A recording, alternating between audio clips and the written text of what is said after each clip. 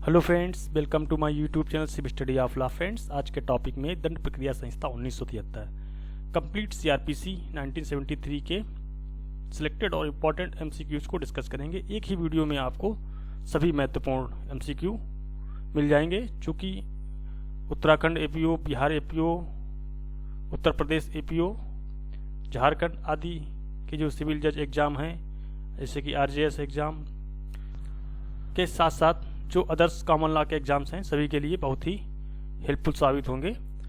तो आज के वीडियो को आपको ध्यान से सुनना है, क्योंकि आज के वीडियो में आपको पूरी सीआरपीसी के इम्पोर्टेंट और सिलेक्टेड एमसीक्यू को देखने को मिलेंगे। तो इस वीडियो को कम से कम एक बार अवश्य पूरा देख लें, जिससे कि आपको एग्जामिनेशन हॉल में कोई भी क्वेश्चंस करने में दिक्कत ना हो। तो फ्रेंड्स, शुरू करते हैं आज के वीडियो को।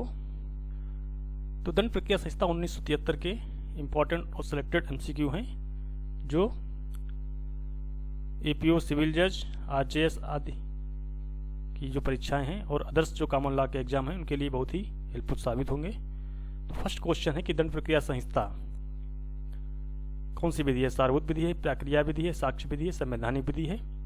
तो दंड प्रक्रिया संहिता एक प्रक्रियात्मक प्रोसीजर लॉ है, आंसर इसका बी है।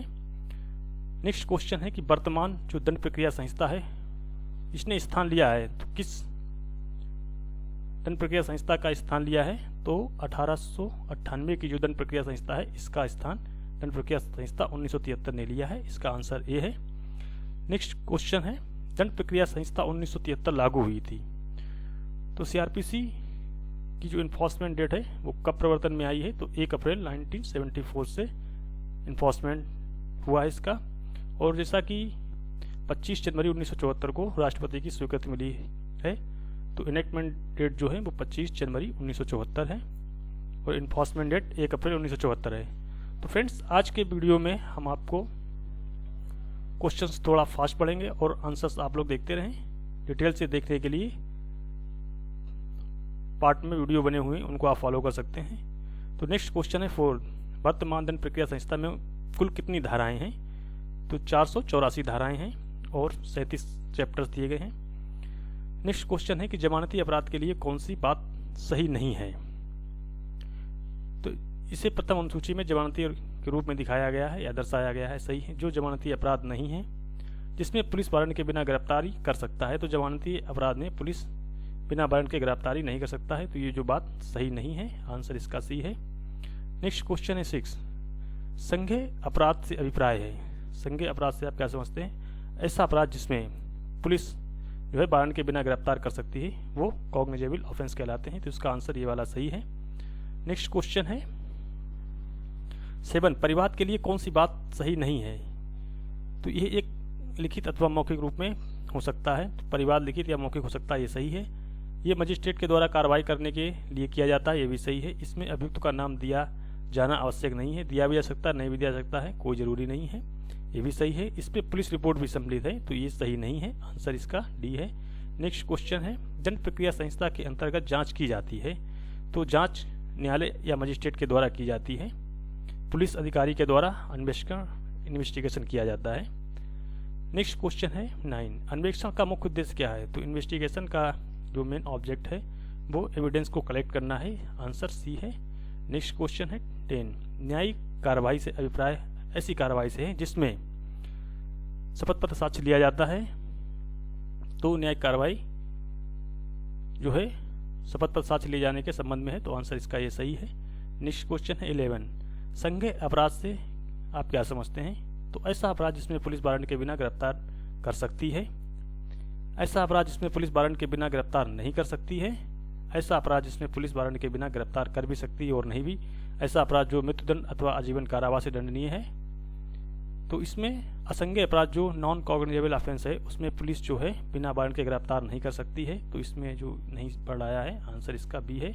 नेक्स्ट क्वेश्चन है, अपराध से अभिप्राय ऐसे कार्य या लोभ से है जिसे विधि के द्वारा दंडनीय बनाया गया है। तो जो कार्य विधि के द्वारा दंडनीय बनाया गया है वो अपराध के अंतर्गत आता है, तो आंसर इसका ये सही है। जिसे पुलिस द्वारा दंडनीय बनाया गया ये नहीं है, जिसे जन अदालत के द्वारा दंडनीय बनाया गया है या जो जनता की दृष्टि में अपराध है तो वो अपराध नहीं होते हैं। नेक्स्ट क्वेश्चन है कि स्थान की परिभाषा में सम्मिलित नहीं है। ग्रह एवं भवन, बी है तंबू, सी है यान और जलयान, और डी जो है काल्पनिक स्थान। तो स्थान की जो परिभाषा दी गई है उसमें काल्पनिक स्थान वर्ड नहीं दिया गया है, तो आंसर इसका पूछ रहा सम्मिलित नहीं है, तो डी है। नेक्स्ट क्वेश्चन है 14। संबंध मामला ऐसा मामला है जिसमें 5 वर्ष तक की अवधि का कारावास दिया जा सकता है, नहीं। इसका संक्षिप्त विचारणा किया जा सकता है, जो वारंट मामला नहीं है वो संबंध मामला है, आंसर इसका सी सही है। नेक्स्ट क्वेश्चन है वारंट मामले के संबंध में कौन सी बात सही नहीं है। तो जो संबंध मामला नहीं है, जो मृत्यु अथवा आजीवन कारावास से दंडनीय है, जो गंभीर मामलों से संबंधित है, जिसमें 3 वर्ष से अधिक अवधि का कारावास दिया जा सकता है, तो इसमें पूछ रहा है कि वारंट मामले के संबंध में कौन सी बात सही नहीं है। तो जो संबंध मामला नहीं वो वारंट मामले होते हैं, जो मृत्यु आजीवन कारावास से दंडनीय है वो भी वारंट मामले होते हैं, जो गंभीर मामलों के अंतर्गत आते हैं वो भी वारंट मामले होते हैं, जिसमें 3 वर्ष से अधिक अवधि का कारावास दिया जाता है। ये बात सही नहीं है, क्योंकि वारंट मामलों में कहा गया है कि जो मामले मृत्यु आजीवन कारावास या 2 वर्ष से अधिक की अवधि के कारावास से दंडनीय हैं वो वारंट मामले होते हैं। तो इसमें सही जो तथ्य नहीं है वो डी वाला है, आंसर डी है। नेक्स्ट क्वेश्चन है 16। दंड प्रक्रिया संहिता संशोधन अधिनियम 2008 के अंतर्गत जोड़ी गई पीड़ित व्यक्ति की परिभाषा के अनुसार पीड़ित व्यक्ति से क्या अभिप्राय है। जो अभियुक्त के किसी कार्य या लोभ द्वारा क्षतिग्रस्त हुआ है या जिसे हानि हुई है, जिसकी मृत्यु कारित हो गई है, जो मृतक का आश्रित है, जो अभियुक्त से हर हालत में प्रतिकर पाने का हकदार है। तो पीड़ित से जो अभिप्राय है कि जो अभियुक्त के किसी कार्य या लोभ से क्षतिग्रस्त हुआ है, जिसे हानि हुई है, आंसर इसका ए है। नेक्स्ट क्वेश्चन है 17। दंड प्रक्रिया संहिता के अंतर्गत निम्नलिखित में से कौन सा न्यायालय दंड न्यायालय नहीं है। तो सेशन न्यायालय दंड न्यायालय है, प्रथम वर्ग न्याय मजिस्ट्रेट अथवा महानगर मजिस्ट्रेट दंड न्यायालय है, द्वितीय वर्ग न्याय मजिस्ट्रेट अथवा कार्यपालक मजिस्ट्रेट दंड न्यायालय है, ग्राम पंचायत। तो सीआरपीसी का जो सेक्शन 6 है उसमें न्यायालय दंड न्यायालयों के बारे में बताया गया है, तो उसमें जो है ग्राम पंचायत शामिल नहीं है, तो आंसर इसका डी है। नेक्स्ट क्वेश्चन है महानगर मजिस्ट्रेट का न्यायालय ऐसे नगर में स्थापित किया जा सकता है जिसकी जनसंख्या जो है 10 लाख से अधिक हो। धारा 8 के अनुसार महानगर मजिस्ट्रेट जो है महानगर क्षेत्र जो संख्या होती है वो 10 लाख से अधिक हो, तो उसमें महानगर मजिस्ट्रेट के न्यायालय स्थापित किए जा सकते हैं। नेक्स्ट क्वेश्चन है सहायक सेशन न्यायाधीश किसके अधीनस्थ होते हैं। तो सहायक सेशन न्यायाधीश जो हैं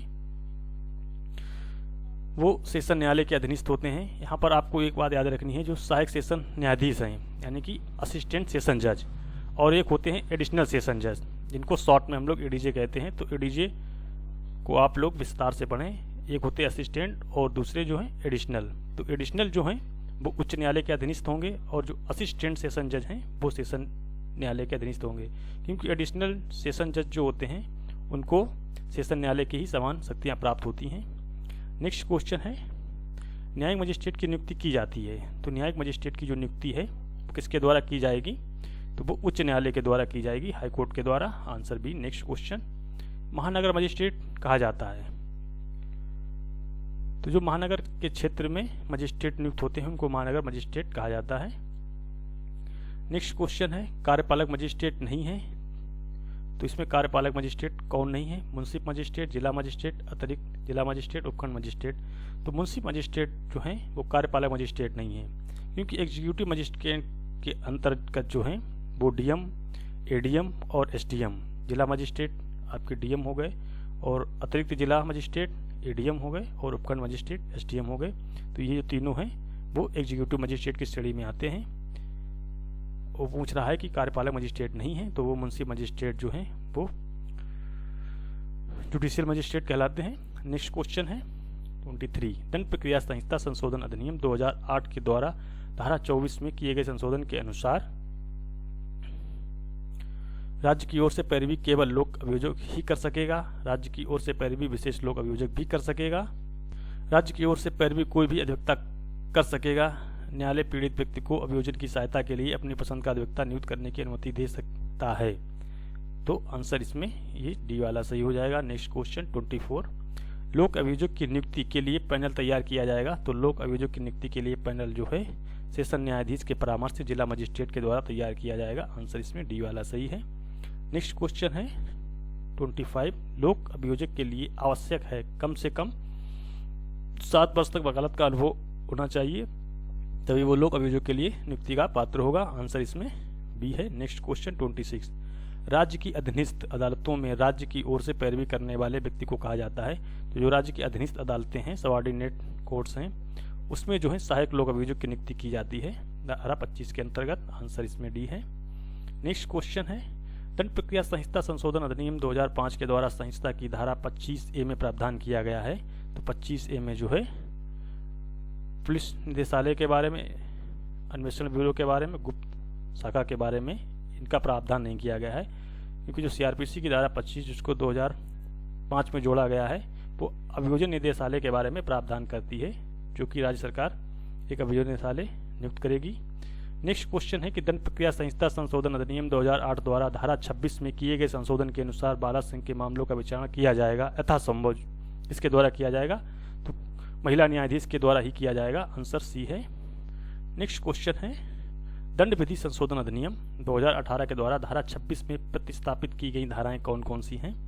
तो धारा 26 के अंतर्गत जो धाराएं प्रतिस्थापित की गई हैं वो 376 A, B, 376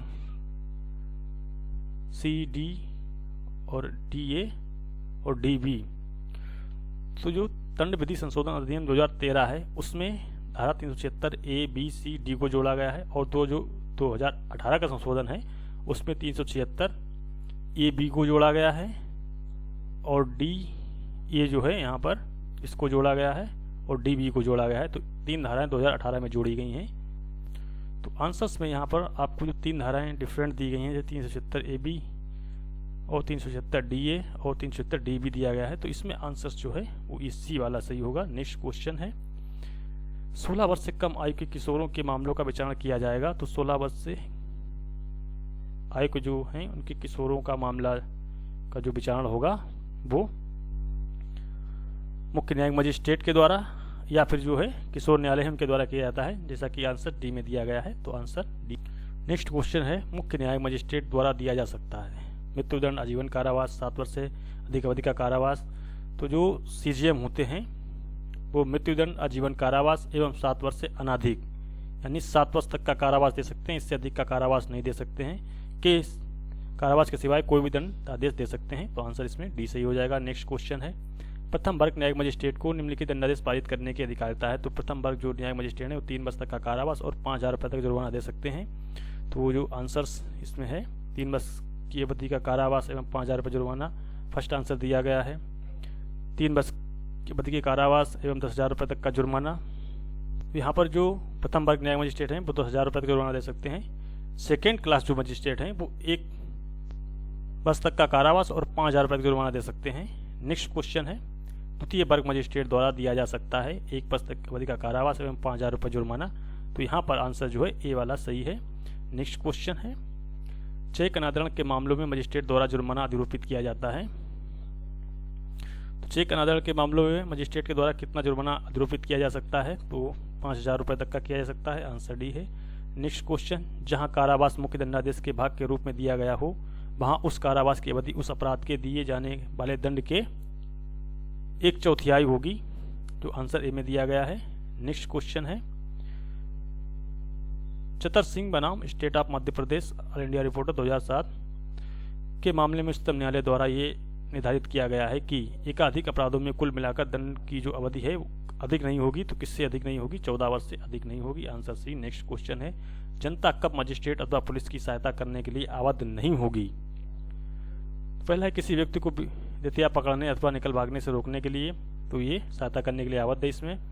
दूसरा है शांति भंग को रोकने के लिए, इसमें भी आबद्ध है। तीसरा सार्वजनिक संपत्ति को नुकसान से बचाने के लिए, इसमें भी आबद्ध है। किसमें आबद्ध नहीं होगी? किसी व्यक्ति को अवैध रूप से गिरफ्तार करने के लिए। यहाँ पर अवैध शब्द आया है, तो अवैध रूप से गिरफ्तार करने के लिए, जनता पुलिस की सहायता करने के लिए आबद्ध नहीं है। आंसर डी है। नेक्स्ट क्वेश्चन, संहिता की धारा 39 के अंतर्गत मजिस्ट्रेट अथवा पुलिस अधिकारियों को अपराधों की इत्तला देने के लिए जनता जो है आबद्ध है।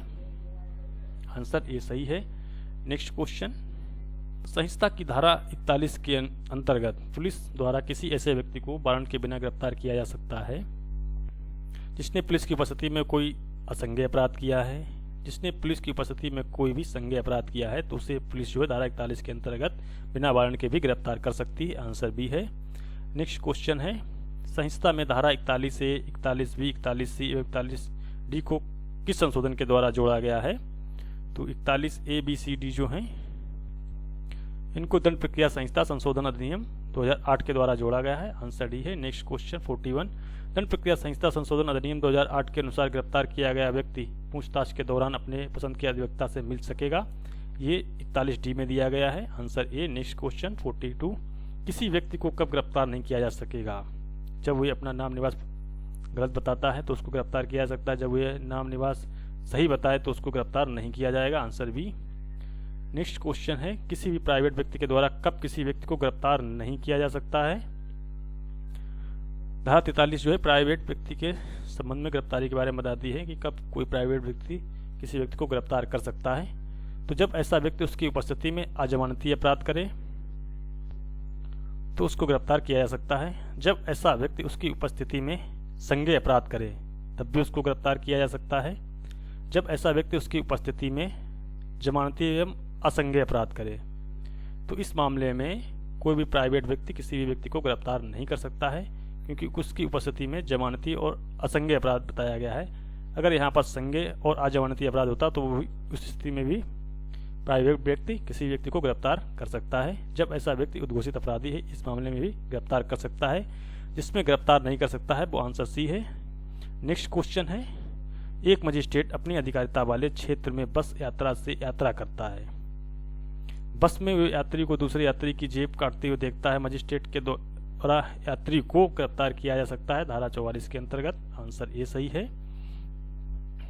नेक्स्ट क्वेश्चन है, किसी भी व्यक्ति को गिरफ्तार किया जा सकता है केवल हथकड़ी लगाकर, केवल बेड़ी लगाकर, उसे छूकर या परिरुद्ध करके किया जा सकता है। आंसर सी है। नेक्स्ट क्वेश्चन, दंड प्रक्रिया संहिता संशोधन अधिनियम 2008 के द्वारा किए गए संशोधन के अनुसार किसी महिला को उसके शरीर को छूकर गिरफ्तार किया जा सकता है केवल महिला पुलिस अधिकारी के द्वारा। आंसर इसमें ए है। नेक्स्ट क्वेश्चन है, ये एक अभियुक्त गिरफ्तारी से बचने के लिए एक मकान में छिप जाता है जिसका पता गिरफ्तार करने के लिए प्राधिकृत पुलिस अधिकारी को लग जाता है। ऐसा पुलिस अधिकारी उस व्यक्ति को गिरफ्तार करने के लिए उस मकान के स्वामी को ऐसे व्यक्ति को बाहर निकालने के लिए आदेश देगा? नहीं, आदेश देना कोई आवश्यक नहीं है। दूसरा है, ऐसे व्यक्ति को बाहर निकालने के लिए ललकारेगा? ये भी आवश्यक नहीं। ऐसे मकान की तलाशी लेने के लिए उसमें प्रवेश कर सकेगा, जो कि धारा 47 में दिया गया है। तो आंसर सी है। नेक्स्ट क्वेश्चन है, एक पुलिस अधिकारी किसी अभियुक्त को गिरफ्तार करने के लिए उसका पीछा कर रहा है, वे ऐसा पीछा कर सकेगा? तो संपूर्ण भारत की सीमा तक उसका पीछा कर सकता है धारा 60 के अंतर्गत। नेक्स्ट क्वेश्चन है, गिरफ्तार किया गया व्यक्ति जानने का अधिकारी होगा गिरफ्तारी के कारण अथवा आधार को, गिरफ्तारी से बचने के उपाय, दोषमुक्त होने के उपाय, कारागार से बाहर निकलने के उपाय। तो जो गिरफ्तार किया गया व्यक्ति है वो गिरफ्तारी के कारण जानने का अधिकारी है धारा 50 के अंतर्गत। आंसर इसमें ये सही है। नेक्स्ट क्वेश्चन है 50, गिरफ्तार करने वाले पुलिस अधिकारी का ये कर्तव्य है कि वो गिरफ्तारी की सूचना दे गिरफ्तार किए गए व्यक्ति के अधिवक्ता को, गिरफ्तार किए गए व्यक्ति के अभिकर्ता को, गिरफ्तार किए गए व्यक्ति के मित्र संबंधी अथवा उसके द्वारा नामित व्यक्ति को, जैसा कि धारा 50A में दिया गया है। आंसर इसमें सी है। नेक्स्ट क्वेश्चन है, किसी स्त्री की तलाशी लेते समय ध्यान रखा जाएगा?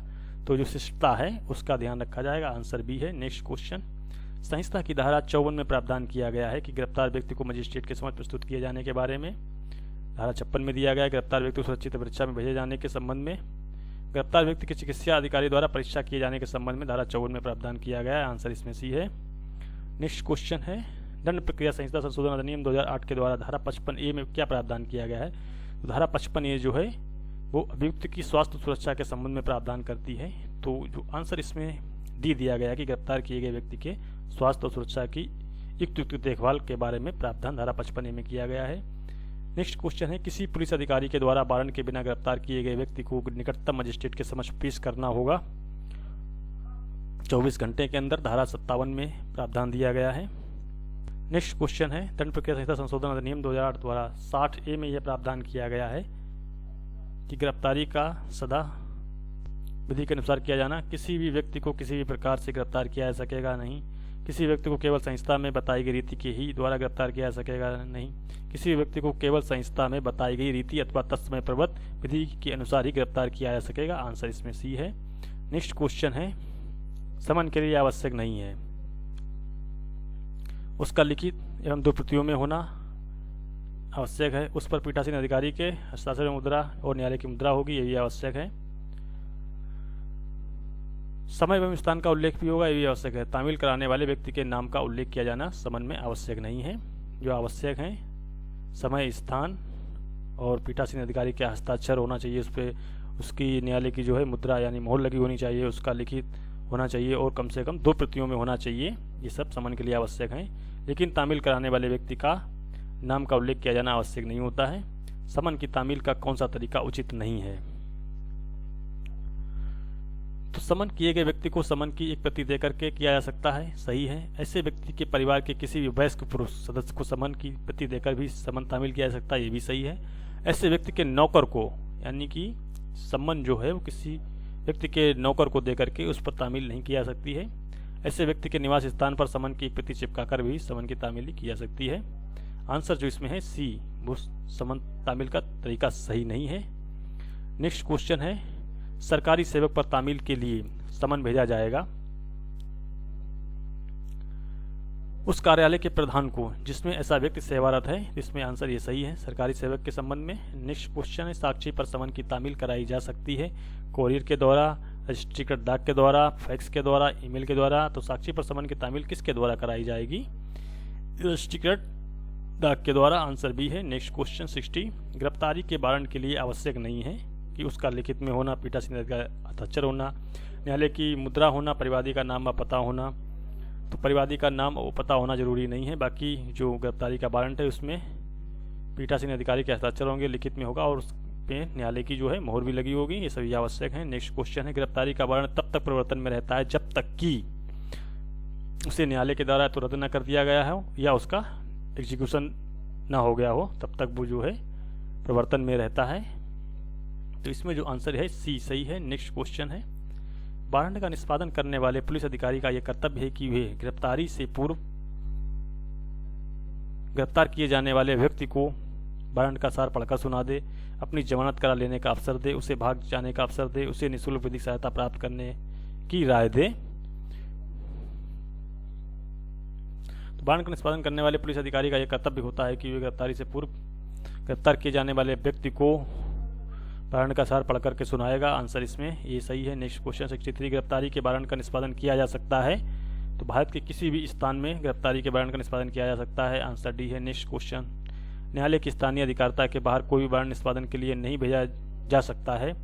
किसको नहीं भेजा जा सकता है? किसी भी पुलिस अधिकारी को। आंसर डी है। नेक्स्ट क्वेश्चन है, फरार व्यक्ति के लिए उद्घोषणा जारी किए जाने के बारे में प्रावधान किया गया है संहिता की किस धारा में किया गया है? धारा 82 से 86 तक में फरार व्यक्ति के संबंध में प्रावधान दिए गए। 82 में फरार व्यक्ति की उद्घोषणा, 83 में कुर्की के बारे में, 84 में दावा आपत्तियों के बारे में, इसी तरह के 86 में अपील के बारे में। तो फरार व्यक्ति के विरुद्ध उद्घोषणा जारी किए जाने के पश्चात न्यायालय द्वारा ऐसे व्यक्ति जो है उसकी चल या चल संपत्ति की कुर्की की जा सकती है धारा 83 के अंतर्गत। आंसर ये। नेक्स्ट क्वेश्चन है 67, कुर्की के बारे में दावा अथवा आपत्ति प्रस्तुत की जा सकती है ऐसी कुर्की की तारीख से कितने दिन के अंतर्गत? 6 माह के अंतर्गत। आंसर बी है। नेक्स्ट क्वेश्चन है, समन के स्थान पर वारंट जारी किया जा सकता है यदि अभियुक्त फरार हो गया हो या फिर उस समन की तामील जो है किया जाना संभव नहीं रह गया हो तो समन के स्थान पर वारंट को जारी किया जाएगा। आंसर इसमें सी है। नेक्स्ट क्वेश्चन है, आपत्तिजनक वस्तुओं के लिए किसी भी स्थान की तलाशी ली जा सकती है, निम्नलिखित में से कौन सी वस्तु आपत्तिजनक नहीं है? तो कोर्ट के सिक्के आपत्तिजनक हैं कि नहीं है? कोर्ट के दस्तावेज अश्लील वस्तुएं। तो सरकारी कागजात जो हैं वो कोर्ट आपत्तिजनक वस्तुओं के लिए किसी भी स्थान की तलाशी ली जा सकती है, निम्नलिखित में से कौन सी वस्तु आपत्तिजनक नहीं है? तो सरकारी कागजात जो हैं वो आपत्तिजनक वस्तु नहीं है। बाकी जो है कोर्ट के सिक्के, कोर्ट के दस्तावेज, अश्लील वस्तुएं हैं, सब आपत्तिजनक हैं। नेक्स्ट क्वेश्चन है 70, सदोष प्रविरोध व्यक्तियों के लिए तलाशी ली जा सकती है। तो सदोष प्रविरोध व्यक्ति के लिए धारा 97 के अंतर्गत तलाशी ली जा सकती है।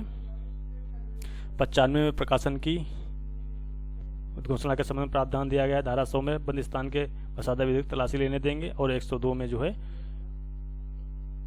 पुलिस के द्वारा संपत्ति को अवैध करने के बारे में बताया गया है। नेक्स्ट क्वेश्चन है, संहिता की धारा 100 के अंतर्गत ये प्रावधान किया गया है कि बंद स्थान के वसादा व्यक्ति तलाशी लेने देंगे। आंसर ये है।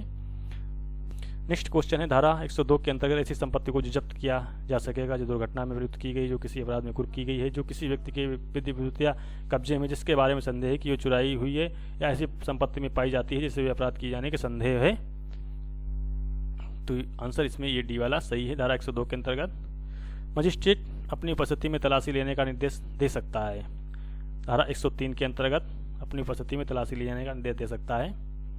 नेक्स्ट क्वेश्चन है कि न्यायालय ऐसे किसी दस्तावेज को परिबद्ध कर सकता है जो विधि द्वारा लिखा गया है या जो इस संहिता के अधीन उसके समक्ष पेश किया गया है। न्यायालय उस दस्तावेज को परिबद्ध कर सकता है धारा 104 के अंतर्गत। नेक्स्ट क्वेश्चन है, संहिता की धारा 106 के अंतर्गत परिशांति कायम रखने के लिए प्रतिभूति ली जा सकती है। तो अभियुक्त के फरार हो जाने पर, अभियुक्त के दोष मुक्त हो जाने पर, अभियुक्त की दोष सिद्धि पर, अभियुक्त को आरोप सुनाए जाने पर। तो अभियुक्त की दोष सिद्धि के मामले में धारा 106 में प्रावधान दिया गया है। तो जो प्रतिभूति कायम की जाएगी या ली जाएगी वो अभियुक्त की दोष सिद्धि पर ली जाएगी। आंसर सी है। नेक्स्ट क्वेश्चन है, धारा 107 के अंतर्गत प्रतिभूति मांग नहीं की जा सकती है। प्रशांति भंग किए जाने को रोकने के लिए, लोक प्रशांति विक्षुब्ध करने को रोकने के लिए, अभियुक्त को विदेश से जाने को रोकने के लिए, अभियुक्त द्वारा प्रशांति भंग किए जाने अथवा लोक प्रशांति क्षुब्ध करने की आशंका पर। तो धारा 107 के अंतर्गत प्रतिभूति की मांग नहीं की जाएगी अभियुक्त को विदेश जाने से रोकने के लिए। बाकी सभी मामलों में उससे 107 के अंतर्गत प्रतिभूति ली जाएगी। नेक्स्ट क्वेश्चन है, धारा 108 के अंतर्गत सदाचार के लिए प्रतिभूति ली जा सकती है तो राजद्रोहात्मक बातों को फैलाने वाले व्यक्तियों से। आंसर ए है। नेक्स्ट क्वेश्चन है, धारा 109 के अंतर्गत ऐसे व्यक्तियों से सदाचार के लिए प्रतिभूति लेने का प्रावधान किया गया है जो संदिग्ध हैं। तो यहाँ पर आपको जो धारा 106 से लेकर 110 तक है बहुत इंपॉर्टेंट है, क्योंकि 106 में दो सिद्धि के बारे में प्रावधान दिया गया है, 107 में अन्य दशाओं में, 108 में राजद्रोहात्मक बातों को फैलाने के लिए, 109 में संदिग्ध व्यक्तियों से, 110 में अभ्यासिक अपराधियों के लिए प्रतिभूति के संबंध में प्रावधान किया गया है। तो 109 जो है संदिग्ध व्यक्तियों के संबंध में है। संदिग्ध व्यक्तियों का जो आंसर इसमें डी दिया गया है। नेक्स्ट क्वेश्चन है, अभ्यासिक अपराधियों से सदाचार के लिए प्रतिभूति के लिए जाने के बारे में प्रावधान किस धारा में किया गया है? तो 110 में किया गया है। नेक्स्ट क्वेश्चन है, 107 से 110 तक के अंतर्गत प्रतिभूति का आदेश दिया जा सकता है। किसके द्वारा दिया जाएगा? तो एग्जीक्यूटिव मजिस्ट्रेट के द्वारा दिया जाएगा, किसी कार्यपालक मजिस्ट्रेट के द्वारा। इसमें आंसर जो है बी वाला सही है, क्योंकि धारा 106 जो है उसमें प्रथम न्यायिक magistrate, first class judicial magistrate या फिर सेशन न्यायालय के द्वारा प्रतिभूति की मांग की जाती है। लेकिन 107 से 110 तक में जो है वो कार्यपालक मजिस्ट्रेट के द्वारा प्रतिभूति ली जाती है। यहाँ पर ये अंतर है, आपको याद रखना है। नेक्स्ट क्वेश्चन है, परिशांति कायम रखने के लिए अथवा सदाचार बनाए रखने के लिए प्रतिभूति का आदेश दिया जा सकता है किस धारा के अंतर्गत? तो एक धारा 117 के अंतर्गत। आंसर सी है। नेक्स्ट क्वेश्चन, धारा 120 के अंतर्गत बंद पद पर किसी व्यक्ति को पाबंद किया जाता है परिशांति कायम रखने या सदाचार बनाए रखने के लिए पाबंद किया जाता है। आंसर ये है। नेक्स्ट क्वेश्चन है, पत्नी, माता पिता और संतान का भरण पोषण करने का दायित्व किसका है? केवल विधिक है या नैतिक है, या विधिक और नैतिक दोनों है? तो कैसा है ये? विधिक और नैतिक दोनों तरीके का है। आंसर सी है। नेक्स्ट क्वेश्चन, पत्नी, माता पिता एवं संतान के भरण पोषण के लिए आवश्यक नहीं है इनका स्वयं भरण पोषण करने में असमर्थ होना, भरण पोषण करने वाले व्यक्ति का भरण पोषण करने में समर्थ होना, भरण पोषण करने वाले व्यक्ति के द्वारा भरण पोषण के हकदार व्यक्ति की अपेक्षा करना, भरण पोषण के हकदार व्यक्ति का भरण पोषण करने वाले व्यक्ति के साथ रहना। आंसर डी है। नेक्स्ट क्वेश्चन, पत्नी द्वारा पति से भरण पोषण पाने के लिए आवश्यक नहीं है। क्या आवश्यक नहीं है? पत्नी द्वारा पति से भरण पोषण पाने के लिए क्या आवश्यक नहीं है? पत्नी का अपना भरण पोषण करने में असमर्थ होना, पति का भरण पोषण करने में असमर्थ होना, पति द्वारा अपनी पत्नी से अपेक्षा किया जाना, पत्नी द्वारा पति की हर जायज अथवा नाजायज मांग को स्वीकार करना आवश्यक नहीं है। आंसर डी है। नेक्स्ट क्वेश्चन, पिता केवल ऐसी संतान का भरण पोषण करने के लिए आबद्ध है जो केवल अधर्मज हो, जो केवल धर्मज हो, या जो धर्मज या अधर्मज हो, जो केवल अवयस्क या अविवाहित हो। पिता जो है ऐसी संतान का भरण पोषण करने के लिए आबद्ध होगा जो संतान जब माता पिता स्वयं अपना भरण पोषण करने में असमर्थ। तो इसमें आंसर जो है धर्मज या अधर्मज वाला हो जाएगा। Answer C. नेक्स्ट क्वेश्चन है, संतान अपने माता पिता का भरण पोषण करने के लिए आबद्ध है। तो संतान माता पिता का भरण पोषण करने के लिए कब आबद्ध होगी? जब माता पिता स्वयं अपना भरण पोषण करने में असमर्थ हों, तब। आंसर ये। नेक्स्ट क्वेश्चन, ये कौन सा ऐतिहासिक प्रकरण है जिसमें उच्चतम न्यायालय द्वारा यही अभिनिर्धारित किया गया है कि कोई भी मुस्लिम स्त्री विवाह विच्छेद के पश्चात भी भरण पोषण पाने की हकदार होगी? तो मोहम्मद अहमद खान बनाम शाहबानू बेगम के मामले में किया गया था। आंसर।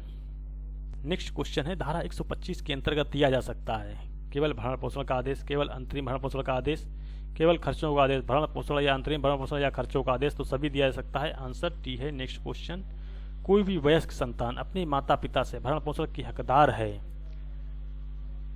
जब वे शारीरिक या मानसिक दुर्बलता के कारण अपना भरण पोषण करने में असमर्थ है, तो वो अपने माता पिता से भरण पोषण पाने की हकदार होगी। आंसर ये है। नेक्स्ट क्वेश्चन, तलाकशुदा मुस्लिम महिलाओं के भरण पोषण के लिए पारित किया गया है मुस्लिम विवाह विच्छेद अधिनियम 1986 पारित किया गया था मोहम्मद अहमद खान नाम साबानू बेगम के मामले में जब विवाद हुआ था। तो आंसर इसमें जो है बी है, मुस्लिम स्त्री तलाक पर अधिकारों का संरक्षण अधिनियम 1986। इस समय राजीव गांधी की सरकार के समय में इसको लागू किया गया था। नेक्स्ट क्वेश्चन है, तलाकशुदा मुस्लिम महिला 1986 के अधिनियम के अंतर्गत अपने पिता से भरण पोषण प्राप्त कर सकती है, तो किस अवधि तक प्राप्त कर सकती है? इद्दत की अवधि तक। आंसर सी है। नेक्स्ट क्वेश्चन, तलाकशुदा मुस्लिम महिला दंड प्रक्रिया संहिता 1973 की धारा 125 के अंतर्गत भरण पोषण के लिए आवेदन कर सकती है जब वे ऐसा चाहती है, जब उसका ऐसा पति ऐसा चाहता है, जब पति व पत्नी दोनों इस आशय की घोषणा करते हैं तब वो आवेदन कर सकती है। नेक्स्ट क्वेश्चन है, कुमदुम बनाम कनप्पम के मामले में पत्नी टी नामक स्थान पर निवास करती थी। उसने उसी स्थान पर भरण पोषण हेतु आवेदन किया, जो इस आधार पर खारिज कर दिया गया कि पति वहां निवास नहीं करता था। उच्चतम न्यायालय ने उस आदेश को अबास कर दिया, क्योंकि पत्नी जहां निवास करती है उस स्थान पर भरण पोषण हेतु आवेदन कर सकती है, ये कहा गया था। नेक्स्ट क्वेश्चन है, एक बार भरण पोषण का आदेश दिए जाने पर उसमें परिवर्तन किया जा सकता है। तो जब एक बार भरण पोषण का आदेश दिया जा चुका है तो उसमें कब परिवर्तन किया जाएगा? परिस्थितियों में परिवर्तन जब हो जाता है तो उसमें परिवर्तन कर दिया जाएगा। आंसर डी है। नेक्स्ट क्वेश्चन है 96, पति के विरुद्ध भरण पोषण का आदेश पारित किया गया लेकिन उसके द्वारा आदेश की पालना नहीं की गई। आदेश की पालना हेतु मजिस्ट्रेट द्वारा वारंट जारी करते हुए पति को कारावास का दंडादेश दिया जा सकता है। आंसर है सी। नेक्स्ट क्वेश्चन है, पति द्वारा आदेश की पालना नहीं किए जाने पर मजिस्ट्रेट के द्वारा प्रत्येक माह के वित्तकर्म के लिए कारावास का दंडादेश दिया जा सकता है, तो कितने दिन का दंडादेश दिया जा सकता है? 1 माह के लिए। आंसर बी है। नेक्स्ट क्वेश्चन, अजीत कुमार बनाम सबमैया का जो मामला है 2010 का, और एनओसी केरल के मामले में ये अब निर्धारित किया गया है कि दंडादेश जो है वो उसके पति के भरण पोषण के दायित्व से उन्मोचित नहीं करता है, क्योंकि वे वसूली का एक तरीका मात्र है। नेक्स्ट क्वेश्चन है, पत्नी भरण पोषण का दावा कर सकती है, कब कर सकती है? जब वे जारता की दशा में रह रही है तो नहीं कर सकती है। जब वे बिना किसी पर्याप्त कारण के पति के साथ रहने से इनकार कर दे तब भी नहीं कर सकती है। जब वे पारस्परिक सहमति से पृथक रह रही हो तब भी नहीं कर सकती है। जब पति के द्वारा उसके साथ निर्दयता का व्यवहार या उसकी उपेक्षा की जा रही हो तो वो पति पर भरण पोषण का दावा कर सकती है। आंसर डी है। नेक्स्ट क्वेश्चन है 100, विधि विरुद्ध जमाव को तितर बितर करने का आदेश दिया जा सकता है, तो विधि विरुद्ध का जो जमाव है उसको तितर बितर करने के लिए कौन आदेश दे सकता है?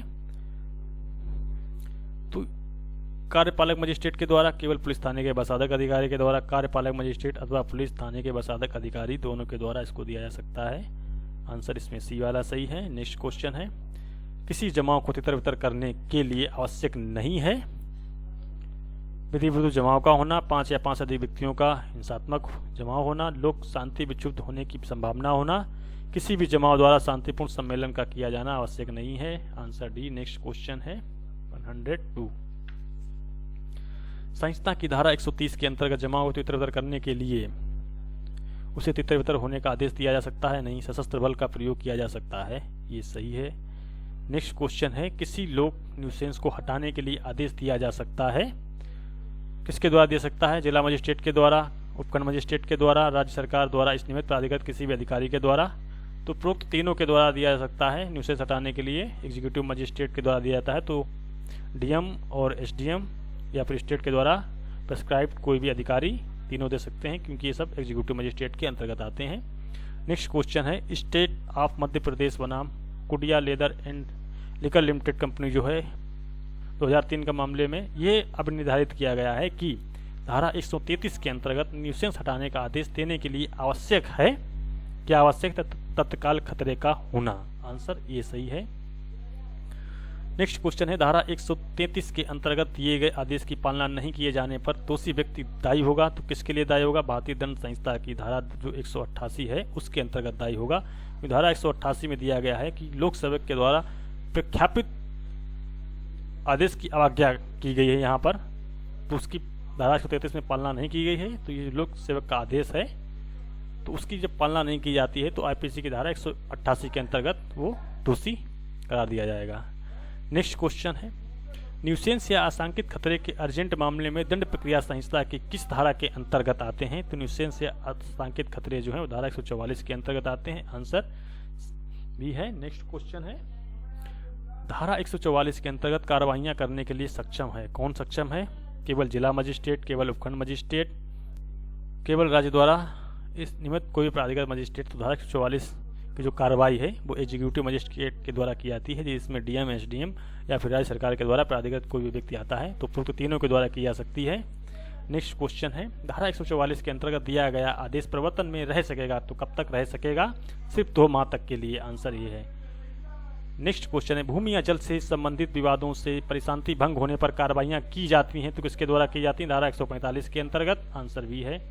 नेक्स्ट क्वेश्चन है, धारा 145 के प्रयोजनार्थ भूमि या जल में सम्मिलित नहीं है। क्या सम्मिलित नहीं है? भूमि या जल में चलने वाले वाहन सम्मिलित नहीं है, बाकी भवन, फसलें, मीन क्षेत्र सभी सम्मिलित हैं। धारा 145 के अंतर्गत कार्रवाई करने का मुख्य उद्देश्य क्या है? स्वत्व के प्रश्न को हल करना, नहीं शांति भंग होने के खतरे को रोकना, नहीं प्रतिकर दिलाना, भूमि का तत्काल कब्जा सौंपना। धारा 145 के अंतर्गत कार्रवाई करने का जो मुख्य उद्देश्य है वो भूमि तत्काल कब्जा सौंपना नहीं है, प्रतिकर दिलाना भी नहीं है, शांति भंग होने के खतरे को रोकना है।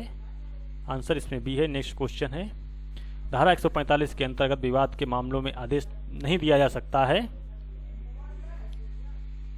विषय वस्तु को नीलाम करने के लिए नहीं दिया जा सकता है। आंसर सी है। नेक्स्ट क्वेश्चन है, संहिता की धारा 147 के अंतर्गत प्रावधान किया गया है।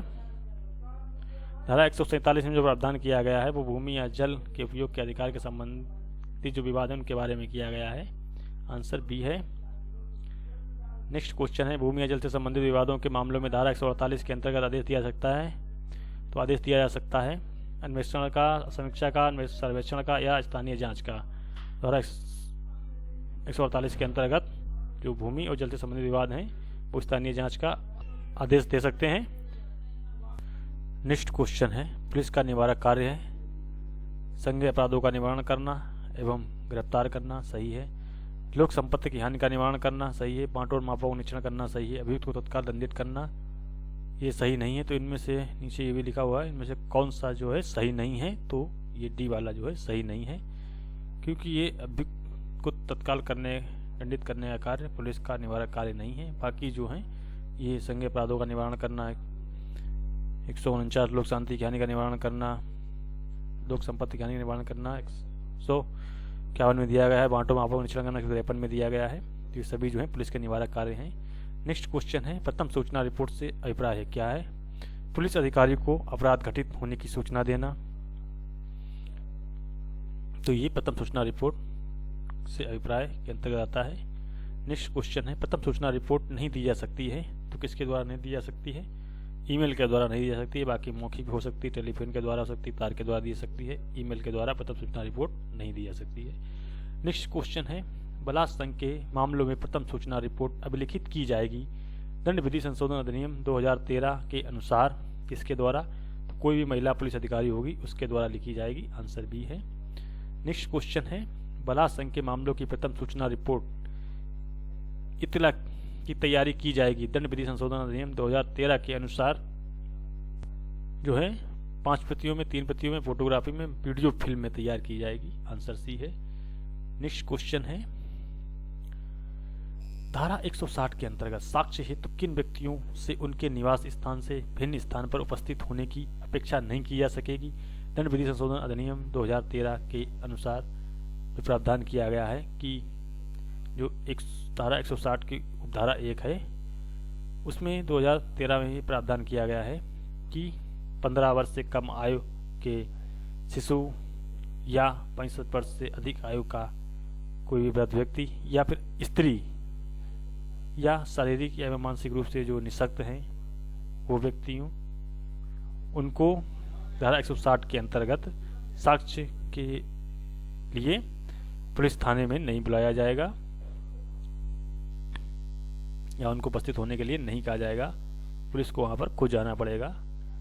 आंसर इसका सी है। नेक्स्ट क्वेश्चन है, प्रथम सूचना रिपोर्ट में अभियुक्त का नाम दिया जाना चाहिए। प्रथम सूचना रिपोर्ट में अभियुक्त का नाम दिया जाना चाहिए या नहीं, तो ये कोई आवश्यक नहीं है, दिया जा सकता है और नहीं भी दिया जा सकता है।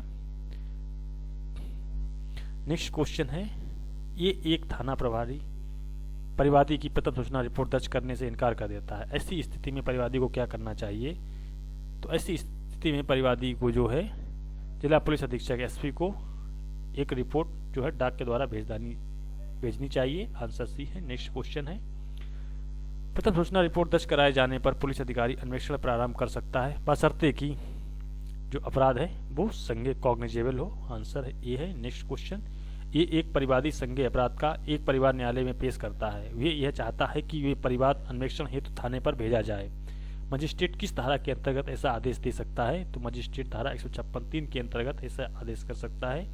बहुत ही प्रचलित धारा है। नेक्स्ट क्वेश्चन, पुलिस अधिकारी के समक्ष संज्ञेय अपराध की प्रथम सूचना रिपोर्ट दर्ज कराई जाती है। ऐसी रिपोर्ट मिलने पर पुलिस अधिकारी जो है परिवादी को न्यायालय में जाने का निर्देश देगा। आंसर ए सही है। नेक्स्ट क्वेश्चन, दंड विधि संशोधन अधिनियम 2018 के द्वारा धारा 154 में प्रतिस्थापित की गई धाराएं कौन कौन सी हैं, तो 2018 में जो धाराएं प्रतिस्थापित की गई हैं, तो धारा 154 में 2018 के आपराधिक विधि संशोधन अधिनियम में धारा 376 AB, 376 DA, 376 DB को जोड़ा गया था। तो ये 376 AB ये है और DA ये है और DB ये है। 376 AB में 12 वर्ष से कम आयु की महिला के साथ बाला संक्रिय दंड और DA में 16 वर्ष से कम आयु की महिला के साथ सामूहिक बाला संक्रिय दंड और DB में 12 वर्ष से कम आयु की महिला के साथ सामूहिक बाला संक्रिय दंड, ये प्रावधान जोड़े गए हैं। तो इन प्रावधानों को जोड़े जाने से ये सभी धाराएं जो कि 2013 में 5 धाराएं जोड़ी गई थी, 376A, 376B, 376C, 376D, तो ये सभी धाराएं जो स्थापित की गई हैं वो 2018 के द्वारा की गई हैं। तो इसमें आंसर जो है डी सही हो जाएगा। नेक्स्ट क्वेश्चन है, अन्वेषण से क्या अभिप्राय है, तो अन्वेषण से जो अभिप्राय है वो मामले में साक्ष्य को एकत्रित करना, क्योंकि पुलिस के द्वारा अन्वेषण किया जाता है, इन्वेस्टिगेशन साक्ष्य एकत्रित करने के लिए किया जाता है। नेक्स्ट क्वेश्चन है, धारा 162 के अंतर्गत पुलिस अधिकारी के द्वारा साक्षी के लेखवत किए गए कथनों पर उसके हस्ताक्षर लिए जाने आवश्यक बिल्कुल नहीं है, धारा 162 के अनुसार। नेक्स्ट क्वेश्चन है, दंड विधि संशोधन अधिनियम 2013 के अनुसार संहिता की धारा 161 के अंतर्गत बलात्कार से पीड़ित महिला के कथन उसके किसके द्वारा अभिलिखित किए जाएंगे, तो कोई भी महिला पुलिस अधिकारी होगी उसी के द्वारा अभिलिखित किए जाएंगे। आंसर डी है। नेक्स्ट क्वेश्चन है, विधिमान संस्कृति के लिए आवश्यक नहीं है, तो विधिमान संस्कृति के लिए क्या आवश्यक नहीं है कि उसका पुलिस अभिरक्षा में होना ये आवश्यक नहीं है। संस्कृति से अभिप्राय है, संस्कृति से क्या अभिप्राय है, अपराध को स्वेच्छा से स्वीकार किया जाना। आंसर ये है। नेक्स्ट क्वेश्चन, संस्कृति के संबंध में एक मार्ग निर्देशक प्रकरण है, परविंदर कौर बनाम जो है स्टेट ऑफ पंजाब का मामला है। आंसर सी है। संस्कृति हो सकती है केवल न्यायिक, केवल न्यायिकेतर, न्यायिकता, न्यायिकेतर, इनमें से कोई नहीं, तो न्यायिक एवं न्यायिकेतर हो सकती है। नेक्स्ट क्वेश्चन है, संस्कृति के कथन लेखपत करने से पूर्व जो है शपथ दिलाया जाना आवश्यक नहीं होता है। आंसर बी है। नेक्स्ट क्वेश्चन है, दंड प्रक्रिया संहिता संशोधन अधिनियम 2008 के द्वारा किए गए संशोधन के अनुसार संस्कृति के कथन जो हैं वो श्रव्य दृश्य इलेक्ट्रॉनिक साधनों के द्वारा लेखपत किए जाएंगे। आंसर बी है। नेक्स्ट क्वेश्चन है, दंड विधि संशोधन अधिनियम 2013 के अनुसार धारा 164 के अंतर्गत किन व्यक्तियों के कथनों की वीडियो फिल्म तैयार की जाएगी, तो जो व्यक्ति शारीरिक या मानसिक रूप से निःशक्त होते हैं उनकी वीडियो फिल्म तैयार की जाएगी। आंसर सी है। नेक्स्ट क्वेश्चन है, दंड विधि संशोधन अधिनियम 2018 के द्वारा धारा 164 में धाराएं प्रतिस्थापित की गई हैं, तो 164 में भी धाराएं जो हैं जैसा कि 154 में की गई वैसा 164 में भी की गई हैं। तो 376 ए से जो डी ई तक हैं उसमें 376 AB, DA, DB को जोड़ा गया है, तो उसके द्वारा सभी धाराएं प्रतिस्थापित की गई। आंसर डी है। नेक्स्ट क्वेश्चन है 138, धारा 164A के अंतर्गत प्रावधान किया गया है कि बाला संज्ञेय मामलों में शिकार हुए व्यक्ति के परीक्षण के बारे में दिया गया है। और धारा जो 54 है वो बलात्संग के व्यक्ति अभियुक्त है उसके बारे में। तो यहाँ पर 164 और धारा 53A में आपको अंतर को समझना है, क्योंकि धारा 53A जो है वो ये प्रावधान करती है कि बलात्संग के अपराधी जो व्यक्ति हैं उनकी चिकित्सा जो है उनकी चिकित्सा परीक्षा की जाएगी, क्योंकि 53 जो धारा A है उसमें बलात्संग के अपराधी जो हैं उनकी चिकित्सा व्यवसाय के द्वारा परीक्षा के बारे में बताया गया है। और 164A जो है इसमें जो बलात्संग की शिकार व्यक्ति है, चाहे वो स्त्री हो पुरुष कोई भी हो, तो उसकी परीक्षा के बारे में बताया गया है। नेक्स्ट क्वेश्चन है, जब अभियुक्त पुलिस अपेक्षा में हो और 24 घंटे में इन्वेस्टिगेशन पूरा नहीं किया जा सके तब पुलिस अधिकारी द्वारा अभियुक्त को मजिस्ट्रेट के समक्ष प्रस्तुत किया जाएगा। आंसर बी है।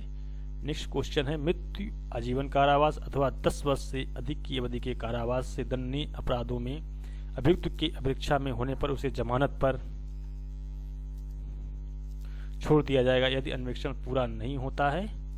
कितने? 90 दिनों के अंतर्गत मृत्यु, आजीवन कारावास या 10 वर्ष तक के कारावास में 90 दिन, और इसके अतिरिक्त जो है 10 वर्ष से कम के कारावास में 60 दिन, और मिनिमम जो है 15 दिन के बाद जो है जमानत पर छोड़ दिया जाता है। तो यहाँ पर जो प्रश्न में मृत्यु दंड आजीवन कारावास के संबंध में पूछा गया है, तो 90 दिन के बाद जो है अभियुक्त जमानत पाने का अधिकारी हो जाएगा। नेक्स्ट क्वेश्चन है, मृत्यु, आजीवन कारावास अथवा 10 वर्ष से अधिक की अवधि के कारावास से दंडनीय अपराधों को छोड़कर अन्य अपराधों में अभियुक्त के परीक्षा में होने पर उसे जमानत पर छोड़ दिया जाएगा। कितने दिनों के बाद? तो यहाँ पर 60 दिनों के बाद। आंसर भी है। नेक्स्ट क्वेश्चन है, के राम रेड्डी बनाम state of Andhra Pradesh 1994 supreme court 1447 के मामले में ये अब निर्धारित किया गया है कि अभियुक्त को न्यायिक परीक्षा से पुलिस परीक्षा में कब दिया जा सकता है, कब नहीं दिया जा सकता है। तो आंसर जो है इसमें डी वाला सही है। नेक्स्ट क्वेश्चन है, संहिता की धारा 169 के अंतर्गत कब अभियुक्त को छोड़ा जा सकता है? तो जब साक्ष्य अपर्याप्त हों तो अभियुक्त को छोड़ दिया जाएगा, और जब साक्ष्य पर्याप्त हों तो उसे मजिस्ट्रेट के पास भेज दिया जाएगा। नेक्स्ट क्वेश्चन है, पुलिस अधिकारी अन्वेषण में की गई अपनी कार्रवाई को दिन प्रतिदिन एक डायरी में लिखेगा। यह प्रावधान किस धारा में किया गया है? तो 172 में किया गया है। आंसर भी है। नेक्स्ट क्वेश्चन, दंड प्रक्रिया संहिता संशोधन अधिनियम 2008 के द्वारा धारा 172 में संशोधन कर ये प्रावधान किया गया है कि धारा 161 के अंतर्गत अन्वेषण के दौरान लेखबद्ध किए गए साक्ष्यों के कथन केस डायरी में स्थापित किए जाएंगे। आंसर ये वाला सही है। नेक्स्ट क्वेश्चन है, अन्वेषण पूर्ण हो जाने पर न्यायालय के समक्ष प्रस्तुत किया जाता है। तो जब अन्वेषण पूरा हो जाता है तो न्यायालय के समक्ष क्या प्रस्तुत किया जाता है? या तो जो है पुलिस अधिकारी आरोप पत्र, जिसको चार्जशीट कहते हैं, वो प्रस्तुत करेगी, या फिर अंतिम रिपोर्ट यदि मामला सिद्ध नहीं होता है अभियुक्त के विरुद्ध तो फाइनल रिपोर्ट लगा देगी। तो इन्वेस्टिगेशन पूर्ण होने पर जो है न्यायालय के समक्ष आरोप पत्र या फिर अंतिम रिपोर्ट प्रस्तुत की जाएगी। नेक्स्ट क्वेश्चन है, 2008 के संशोधन के अनुसार बलात्संग के मामलों में अन्वेषण पूरा कर लिया जाना चाहिए।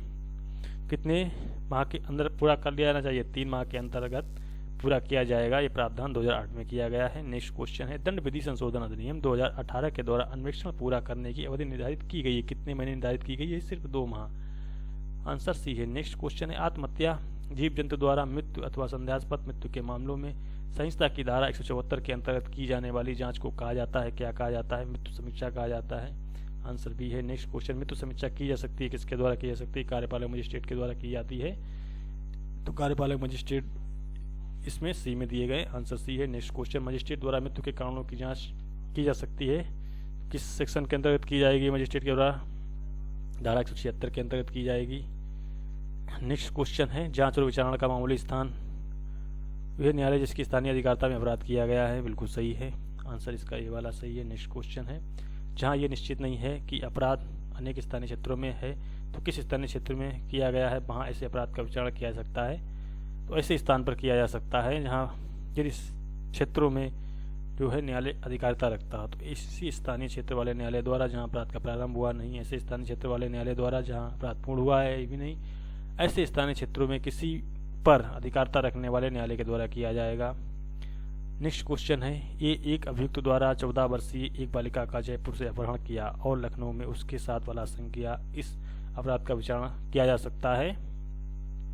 तो अभियुक्त के द्वारा 14 वर्षीय बालिका का अपहरण जो है वो जयपुर में किया गया है, तो जयपुर में भी किया जा सकता है, और बलात्संग जो है लखनऊ में किया गया है तो लखनऊ में भी किया जा सकता है। तो लखनऊ या जयपुर में कहीं पर भी किया जा सकता है। लेकिन एक ही स्थान पर किया जाएगा, दोनों स्थान पर नहीं हो सकता है। आंसर जो है जयपुर और लखनऊ में से किसी भी न्यायालय द्वारा किया जा सकता है। नेक्स्ट क्वेश्चन है, ए ने बी के साथ इलाहाबाद में मारपीट की जिसके परिणाम स्वरूप बी की कानपुर में मृत्यु हो गई, ये का विचार किया जा सकेगा। इलाहाबाद में या फिर कानपुर में, कहीं पर भी किया जा सकता है। इलाहाबाद या कानपुर में किसी भी न्यायालय में किया जा सकता है। नेक्स्ट क्वेश्चन है, ए जो कि डकैतों की टोली का सदस्य था, उदयपुर में डकैती का अपराध कारित करता है और अजमेर में पकड़ा जाता है, ये का विचार कहाँ किया जाएगा? या तो जयपुर में या फिर अजमेर में। उदयपुर या अजमेर में किसी भी न्यायालय में किया जा सकता है। आंसर ए सही है। नेक्स्ट क्वेश्चन है, पत्रों के द्वारा कारित अपराधों का विचारण ऐसे न्यायालय द्वारा किया जा सकेगा जिसकी स्थानीय अधिकारिता के भीतर जो है पत्र डाला गया है या उसको प्राप्त किया गया है। आंसर सी है। नेक्स्ट क्वेश्चन, ये विभिन्न नगरों से जल यात्रा करते हुए अंत में विशाखापट्टनम पहुंचता है। इसी दौरान उसका सामान चोरी हो जाता है। चोरी के अपराध का विचारण उस न्यायालय द्वारा किया जा सकेगा जिसकी स्थानीय अधिकारिता से जहां जहां से यात्रा के दौरान से वह गुजरा है वहां। नेक्स्ट क्वेश्चन है, ये जो है युगांडा में अपराध कारित करता है और भारत में पकड़ा जाता है, तो उसका विचारण जो है वो कहाँ पे होगा? तो भारत में उसका विचारण, क्योंकि भारत में पकड़ा गया है, भारत में उसका विचारण हो जाएगा। आंसर ये। नेक्स्ट क्वेश्चन है, मजिस्ट्रेट द्वारा किसी अपराध का संज्ञान लिया जा सकेगा परिवाद पर, पुलिस रिपोर्ट पर, स्वयं की अपनी जानकारी के आधार पर, आशंका पर। इनमें से कौन सी बात सही नहीं है? तो मजिस्ट्रेट के द्वारा किसी अपराध का संज्ञान लिया जाता है, या तो परिवाद पर लिया जाता है, या पुलिस रिपोर्ट पर लिया जाता है, या स्वयं की जानकारी के आधार पर भी ले सकता है, लेकिन आशंका के मामलों में नहीं ले सकता है। ये सही नहीं है क्योंकि आंसर में पूछा गया कौन सा सही नहीं है। नेक्स्ट क्वेश्चन है, धारा प्रसंज्ञान दिया जाता है, प्रसंज्ञान कब दिया जाता है? तो अपराध के मामलों में प्रसंज्ञान दिया जाता है। नेक्स्ट क्वेश्चन है, एक मजिस्ट्रेट बी के विरुद्ध चोरी के अपराध का प्रसंज्ञान अपनी स्वयं की जानकारी के आधार पर लेता है। ऐसे अपराध का विचारण किया जा सकता है, किसके द्वारा किया जा सकेगा? उस न्यायालय के द्वारा जहां पर बी की प्रार्थना पत्र पर अंतरित किया जाता है। आंसर सी है। नेक्स्ट क्वेश्चन है, सेशन न्यायालय द्वारा किसी अपराध का प्रसंज्ञान लिया जा सकता है मजिस्ट्रेट द्वारा जो है मामला सुपुर्द किए जाने पर। जब मजिस्ट्रेट मामले को सुपुर्द करेंगे तो सेशन न्यायालय के द्वारा किसी भी अपराध का प्रसंज्ञान लिया जा सकता है। जैसे धारा 209, 223 के अंतर्गत प्रावधान दिया गया है। जब मजिस्ट्रेट को प्रतीत होता है कि मामला उसके द्वारा विचारणीय नहीं है तो वो सेशन न्यायालय को अंतरित कर देंगे।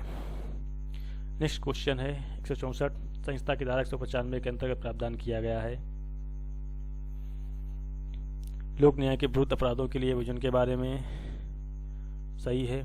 साक्ष्य में दिए गए दस्तावेजों से संबंधित अपराधों के लिए अभियोजन के बारे में भी सही है। लोक सेवकों के विधिपूर्ण प्राधिकार के अपमान के लिए अभियोजन के बारे में भी सही है। तो इन सभी के बारे में धारा 195 में प्रावधान किया गया है। नेक्स्ट क्वेश्चन है, संहिता की धारा 197 में प्रावधान किया गया है लोक सेवकों एवं न्यायाधीशों की अभियोजन सुरक्षा के बारे में। राजद्रोहात्मक अपराधों के अभियोजन के बारे में, विवाह के विरुद्ध अपराधों के बारे में अभियोजन, तो विवाह के विरुद्ध अभियोजन 198 में दिया गया है। मानहानि के बारे में 199 में दिया गया है। राजद्रोहात्मक बातों के लिए प्रावधान जो है वो 108 में दिया गया है। और लोक सेवकों एवं न्यायाधीशों की अभियोजन की सुरक्षा के बारे में प्रावधान धारा 197 में दिया गया। आंसर ये सही है। नेक्स्ट क्वेश्चन है, दंड विधि संशोधन अधिनियम 2018 द्वारा धारा 197 में अंतः स्थापित की गई धाराएं कौन कौन सी हैं? तो 197 में धारा अंतः स्थापित की गई हैं 2018 में। आपराधिक विधि संशोधन जो हुआ है उसमें सभी में धाराएं 376 A B, 376 D A, 376 D B को जोड़ा गया है। तो उसके आधार पर जो 376 ए से डी तक की धाराएं थी वो सभी स्थापित की गई हैं। तो इसमें जो आंसर दे रखा है यहाँ पर 376 ए बी धारा, 376 B, 376 C, 376 D, 376 D A, D B, ये जो है प्रतिस्थापित की गई हैं। नेक्स्ट क्वेश्चन है, ये एक परिवाद ऐसे न्यायालय में प्रस्तुत करता है जिसे उस परिवाद का विचारण करने की अधिकारता नहीं है, तो न्यायालय क्या करेगा? उसे सक्षम न्यायालय को पेश करने के लिए लौटा देगा। आंसर इसमें सी वाला सही हो जाएगा। नेक्स्ट क्वेश्चन, संहिता की धारा 203 के अंतर्गत न्यायालय द्वारा परिवाद को खारिज कर दिया जाएगा जहां दोष मुक्ति के पर्याप्त कारण हो वहां पर उसको खारिज कर देगा। आंसर बी है। नेक्स्ट क्वेश्चन, जहां मजिस्ट्रेट ये पाता है कि कार्रवाई करने के पर्याप्त आधार है तो वहां पर मजिस्ट्रेट जो है अभियुक्त के लिए यथास्थिति जो है सम्मन को वारंट जारी कर देगा।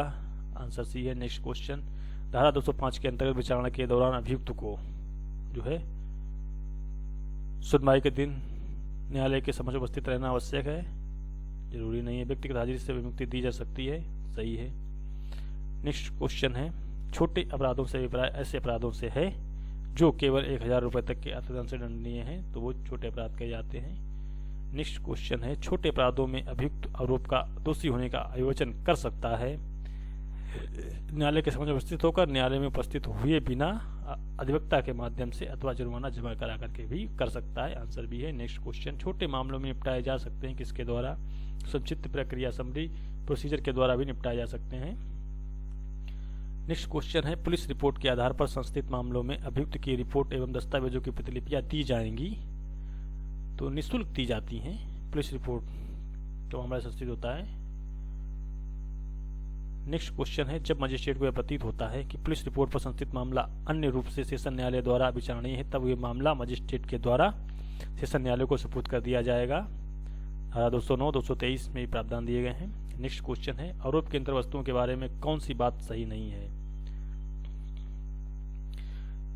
तो उसमें से अपराध का कथन होगा जिसका अभियुक्त पर आरोप है, सही है।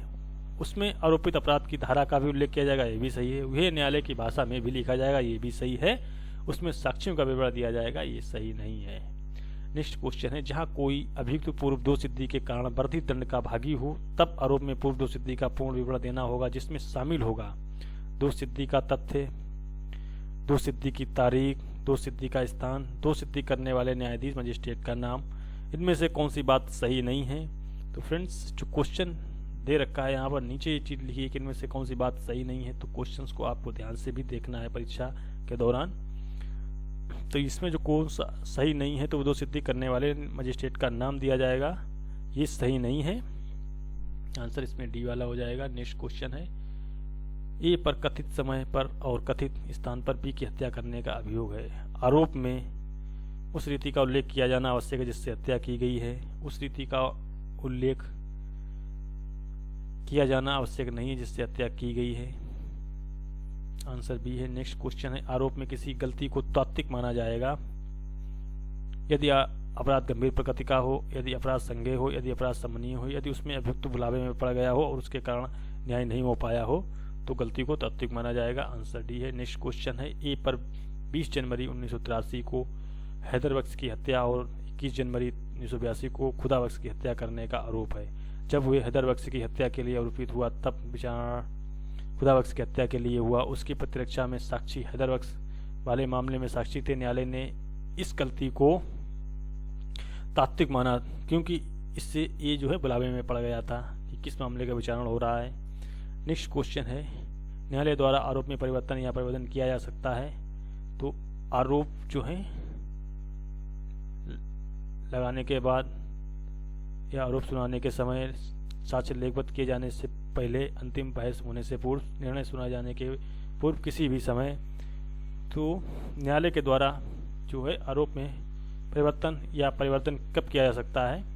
216 में प्रावधान किया गया है कि निर्णय सुनाए जाने के पहले किसी भी समय जो है न्यायालय है आरोप में परिवर्तन कर सकता है। आंसर इसमें डी सही है 216 के अंतर्गत।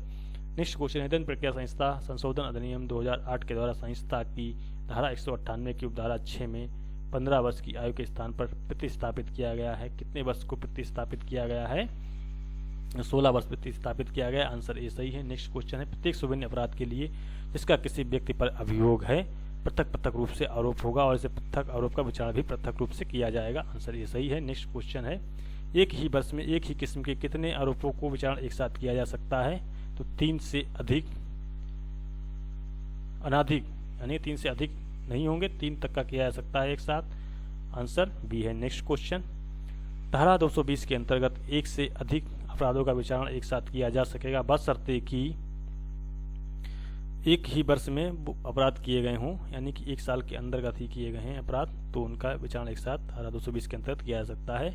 नेक्स्ट क्वेश्चन है, ये एक ऐसा कार्य करता है जिसके बारे में ये संदेह है कि वे कौन सा अपराध गठित करता है, तब उस पर आरोप लगाया जा सकता है। किसका आरोप लगाया जा सकता है? ऐसे सब अपराधों का जिनके गठित होने का अनुमान जो है। नेक्स्ट क्वेश्चन है, स्टेट ऑफ हिमाचल प्रदेश बनाम तारा देवी का जो मामला है 2000 का, सुप्रीम कोर्ट ने इस मामले में क्या निर्धारित किया है। तो जहां अभियुक्त को किसी बड़े अपराध का आरोप सुनाया गया है लेकिन उसे छोटा अपराध साबित हुआ हो, वहां अभियुक्त को ऐसे छोटे अपराध के लिए दोष सिद्ध किया जा सकेगा, भले ही उसे ऐसे अपराध का आरोप नहीं सुनाया गया हो। तो ये सही है। नेक्स्ट क्वेश्चन है, एकाधिक व्यक्तियों पर संयुक्त रूप से आरोप लगाए जाने के बारे में प्रावधान किया गया है, तो किस धारा में किया गया है? धारा 223 में किया गया है। आंसर सी है। नेक्स्ट क्वेश्चन, एकाधिक व्यक्तियों के संयुक्त विचारणा के लिए यह आवश्यक है कि जो सभी अपराध एक ही समयवार के अनुक्रम में किए गए हों। नेक्स्ट क्वेश्चन है, परिवादी या अभियोजन पक्ष कई आरोपों में से कुछ आरोपों को कब वापस ले सकता है? जब उनमें से एक या अधिक आरोपों के लिए दोषसिद्धि कर दी गई हो तो उसको वापस ले सकता है। आंसर एक। नेक्स्ट क्वेश्चन है, सेशन न्यायालय के समक्ष विचारणा में अभियोजन का संचालन किया जाता है, किसके द्वारा किया जाता है? तो विशेष लोक अभियोजक के द्वारा किया जाता है। नेक्स्ट क्वेश्चन है, सेशन न्यायालय द्वारा अभियुक्त को उन्मोचित कर दिया जाएगा जब कार्रवाई करने के लिए पर्याप्त आधार नहीं होते हैं, तो उसको सेशन न्यायालय के द्वारा अभियुक्त को उन्मोचित कर दिया जाएगा। आंसर सी है। नेक्स्ट क्वेश्चन है, सेशन न्यायालय द्वारा धारा 229 के अंतर्गत अभियुक्त को दोषसिद्धि कर दिया जाएगा कब? यदि अभियुक्त अपने आप को दोषी होने का आयोजन करता है तो उसको दोषित कर दिया जाएगा। नेक्स्ट क्वेश्चन है, कब अभियुक्त को दोष मुक्त किया जा सकता है? अभियुक्त को कब दोष मुक्त किया जा सकता है? जब अपराध तुच्छ प्रकृति का है, जब सुनवाई के दिन लोग अभियोजक उपस्थित नहीं है, जब अभियुक्त का पहला अपराध हो, जब इस बात की साक्ष्य नहीं हो कि अभियुक्त ने कोई अपराध किया है, तो उसको दोष मुक्त किया जा सकता है। आंसर डी है। नेक्स्ट क्वेश्चन है, दोष सिद्धि के मामलों में दंड के प्रश्न पर अभियुक्त को सुना जाना आवश्यक नहीं है यदि न्यायालय द्वारा संहिता की धारा 360 के अंतर्गत कार्रवाई की जाती है। तो नेक्स्ट क्वेश्चन है, जब पुलिस रिपोर्ट पर संस्थित वारंट मामले में अभियुक्त को विचारणा हेतु मजिस्ट्रेट के समक्ष लाया जाता है, तब मजिस्ट्रेट के द्वारा यह समाधान किया जाएगा कि ये धारा 207 का अनुपालन किया गया है या नहीं किया गया है। नेक्स्ट क्वेश्चन है, पुलिस रिपोर्ट से भिन्न वारंट मामले में आरोप की विवेचना करने के पूर्व अभियोजन के समर्थन में प्रस्तुत साक्ष्य को लेखबद्ध किया जाएगा। आंसर बी है। नेक्स्ट क्वेश्चन, परिवादी की अनुपस्थिति में परिवाद पर संस्थित मामले में आरोप की विवेचना से पूर्व अभियुक्त को उन्मोचित किया जा सकेगा, कब किया जा सकेगा? आंसर डी है कि यदि अभियुक्त का पूर्व आचरण अच्छा रहा हो। नेक्स्ट क्वेश्चन है, संहिता की धारा 250 के अंतर्गत परिवादी द्वारा अभियुक्त को कब प्रतिकर होगा? जब परिवाद विलंब में पेश किया गया हो, जब परिवाद साधारण प्रगति के अपराध से संबंधित हो, जब अभियुक्त दोष मुक्त कर दिया गया हो और न्यायालय की यह राय है कि अभियुक्त के विरुद्ध अभियोग लगाने का कोई उचित आधार नहीं है। संहिता की धारा 250 के अंतर्गत परिवादी द्वारा अभियुक्त को प्रतिकर देय होगा। आंसर सी सही है। नेक्स्ट क्वेश्चन है, समन मामलों की विचारणा के दौरान सर्वप्रथम अभियुक्त को अभियोग का सारांश पढ़ करके सुनाया जाएगा। नेक्स्ट क्वेश्चन है, संक्षिप्त विचारणा नहीं किया जा सकता है, किन मामलों का नहीं किया जा सकता और किस मजिस्ट्रेट के द्वारा नहीं किया जा सकता है? तो संक्षिप्त विचारणा जो है वो मुख्य न्यायिक मजिस्ट्रेट के द्वारा किया जा सकता है, महानगर मजिस्ट्रेट के द्वारा किया जा सकता है, प्रथम वर्ग मजिस्ट्रेट द्वारा, यदि उच्च न्यायालय द्वारा इस रूप में उसको प्राधिकृत किया गया है तो, लेकिन तहसीलदार के द्वारा नहीं किया जा सकता है, इनकी जो एग्जीक्यूटिव के अंतर्गत आते हैं। बाकी संक्षिप्त विचारणा जो है जुडिशियल प्रोसीडिंग है। नेक्स्ट क्वेश्चन है, ऐसे अपराधों को संक्षिप्त विचारणा किया जा सकेगा जो कि मृत्यु, आजीवन कारावास या 2 वर्ष से अधिक की अवधि के लिए कारावास दंडनीय नहीं है, उनका जो है संक्षिप्त विचारणा किया जा सकता है। आंसर ये सही है। नेक्स्ट क्वेश्चन, द्वितीय वर्ग मजिस्ट्रेट द्वारा ऐसे मामलों का संक्षिप्त विचारणा किया जा सकेगा। द्वितीय वर्ग के संबंध में जो प्रावधान है वो जुर्माने से या जुर्माने सहित जो कि 6 माह से अधिक के कारावास दंडनीय है उनका किया जा सकता है सेकंड क्लास मजिस्ट्रेट के द्वारा। नेक्स्ट क्वेश्चन है, संक्षिप्त विचारणा में निर्णय जो है न्यायालय की भाषा में लिखा जाएगा, संक्षिप्त में लिखा जाएगा, मशीन द्वारा लिखा जाएगा नहीं, तो यहाँ पर न्यायालय की भाषा जो है 272 में दी गई उसके द्वारा लिखा जाएगा। अविभाज्य सौदेबाजी के बारे में प्रावधान किया गया है तो 21A में किया गया है। अविभाज्य सौदेबाजी के प्रावधान 200A से लेकर 200L तक में दी गई हैं। नेक्स्ट क्वेश्चन है 206, धारा 266 के अंतर्गत कारागार में सम्मिलित नहीं है, तो कारागार में कौन सम्मिलित नहीं है?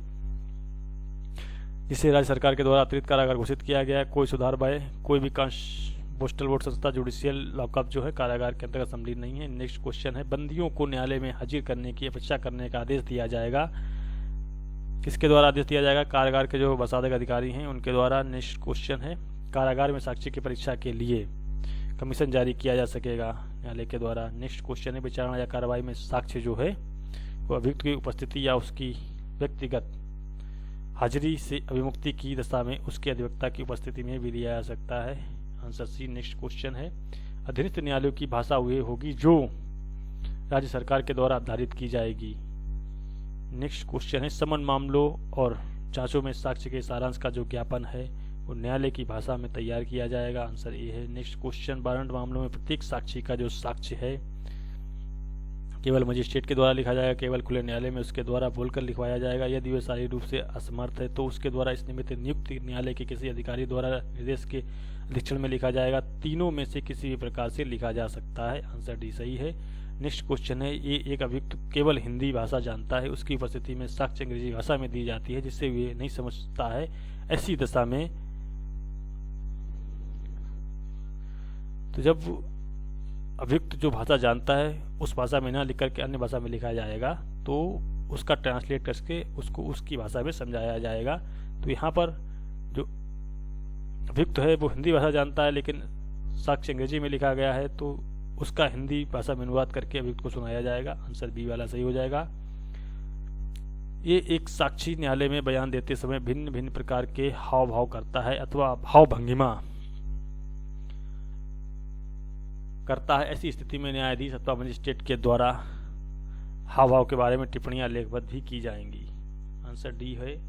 जब किसी भी साक्ष्य के भाषांतर के लिए दुभाषियों की सेवाएं ली जाती है तब दुभाषिया जो है वो सही भाषांतर करने के लिए आबद्ध होगा।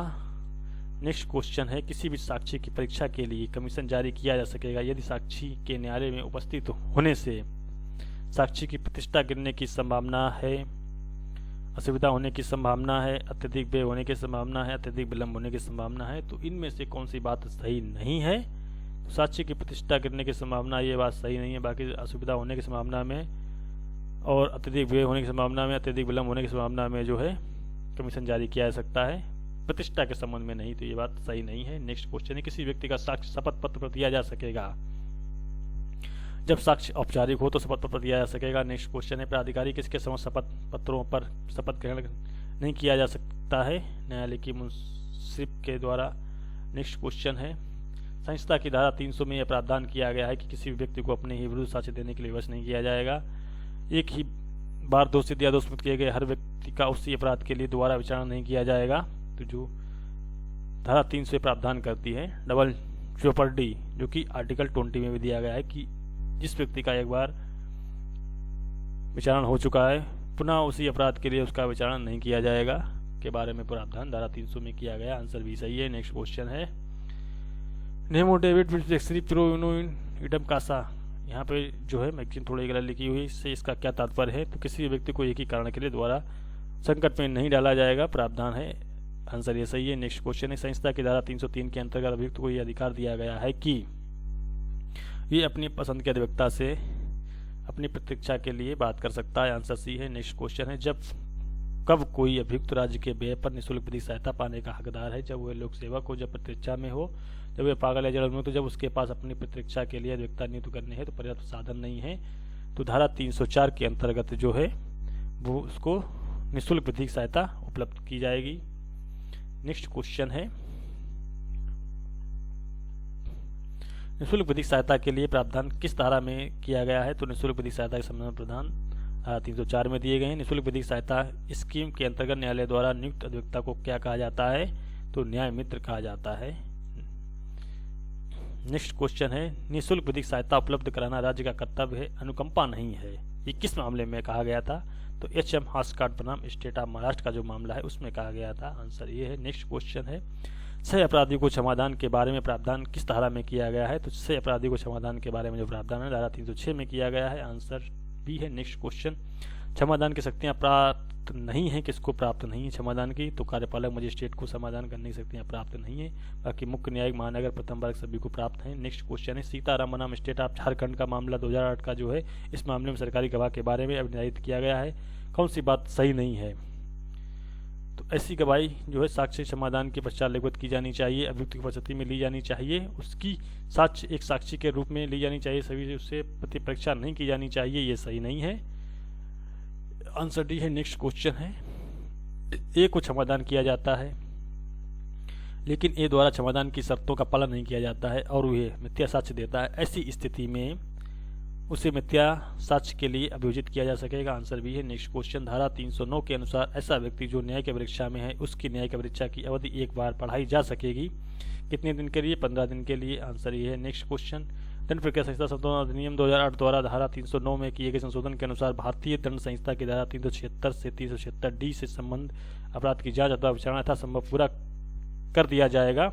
2 महीने के अंतर्गत 2018 में प्रावधान कर दिया गया, इससे पहले 3 महीने का था। नेक्स्ट क्वेश्चन, दंड विधि संशोधन अधिनियम 2018 द्वारा धारा 309 में प्रतिस्थापित की गई धाराएं कौन सी हैं? तो 376A से डी तक जो थी उसमें 376AB 376D ये DB को जोड़ा गया है। तो 9 में जो धारा प्रतिस्थापित की गई हैं पूछा गया है, तो इसमें 376A से लेकर D और AB भी शामिल है, DA भी शामिल है और DB भी शामिल है। तो ये सभी जो हैं इसमें प्रतिस्थापित कर दी गई हैं। नेक्स्ट क्वेश्चन है, एक साक्षी जिसकी परीक्षा पहले की जा चुकी है, क्या उसकी परीक्षा पुनः की जा सकती है या नहीं की जा सकती है? किस धारा के अंतर्गत ऐसा प्रावधान दिया गया है? तो धारा 311 में प्रावधान दिया गया है। नेक्स्ट क्वेश्चन है, धारा 313 के अंतर्गत अभियुक्त की परीक्षा किए जाने का मुख्य उद्देश्य क्या है? 313 के अंतर्गत अभियुक्त की जो परीक्षा है, अभियुक्त को उन परिस्थितियों को स्पष्ट करने का अवसर देना है जिसमें उसको विरुद्ध साक्ष्य को दिया गया है। तो इसमें जो आंसर है सी वाला सही हो जाएगा। नेक्स्ट क्वेश्चन है, अभियुक्त अपनी प्रतीक्षा में अपने विरुद्ध लगाए गए आरोपों को न साबित करने के लिए शपथ पर साक्ष्य को दे सकता है। आंसर ये सही है। नेक्स्ट क्वेश्चन है, यदि अभियुक्त उस कार्रवाई को नहीं समझता है तो न्यायालय ऐसी कार्रवाई को उच्च न्यायालय को भेज देगा।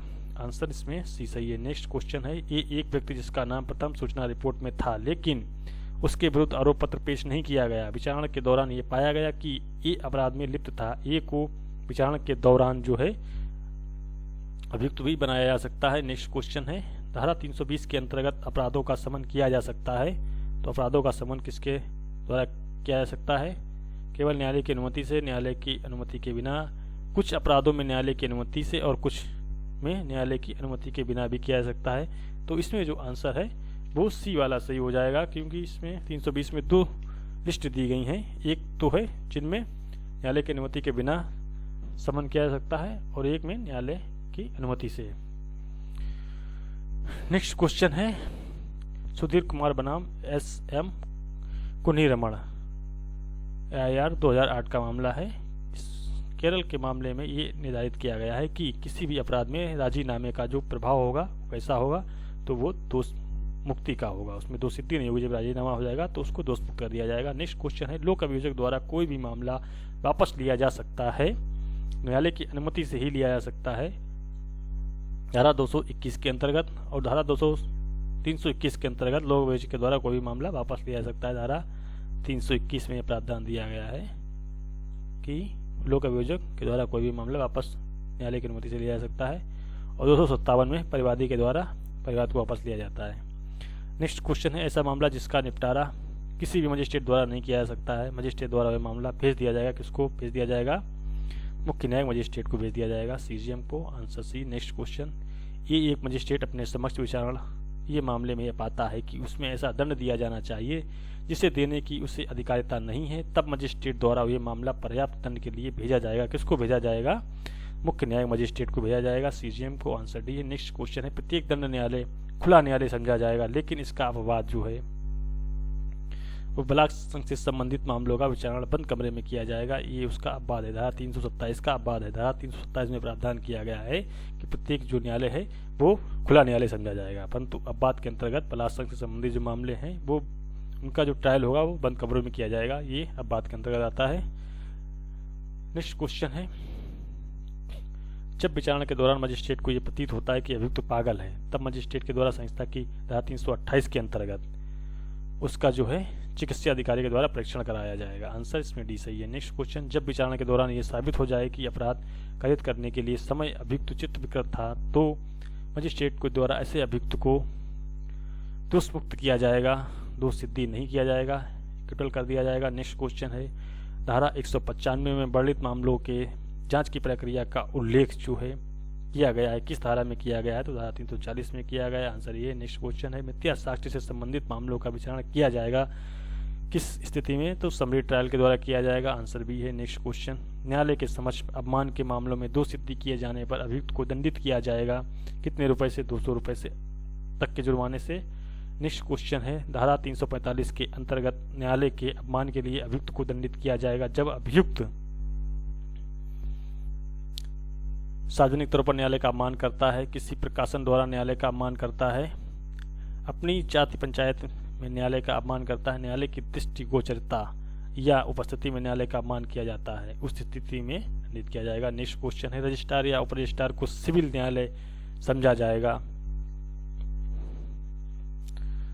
तो कब समझा जाएगा? रजिस्ट्रार या उप रजिस्ट्रार को सिविल न्यायालय कब समझा जाएगा? जब वे रजिस्ट्रीकरण अधिनियम 1908 के दिन उनकी नियुक्ति की जाती है तो उनको सिविल न्यायालय समझा जाएगा।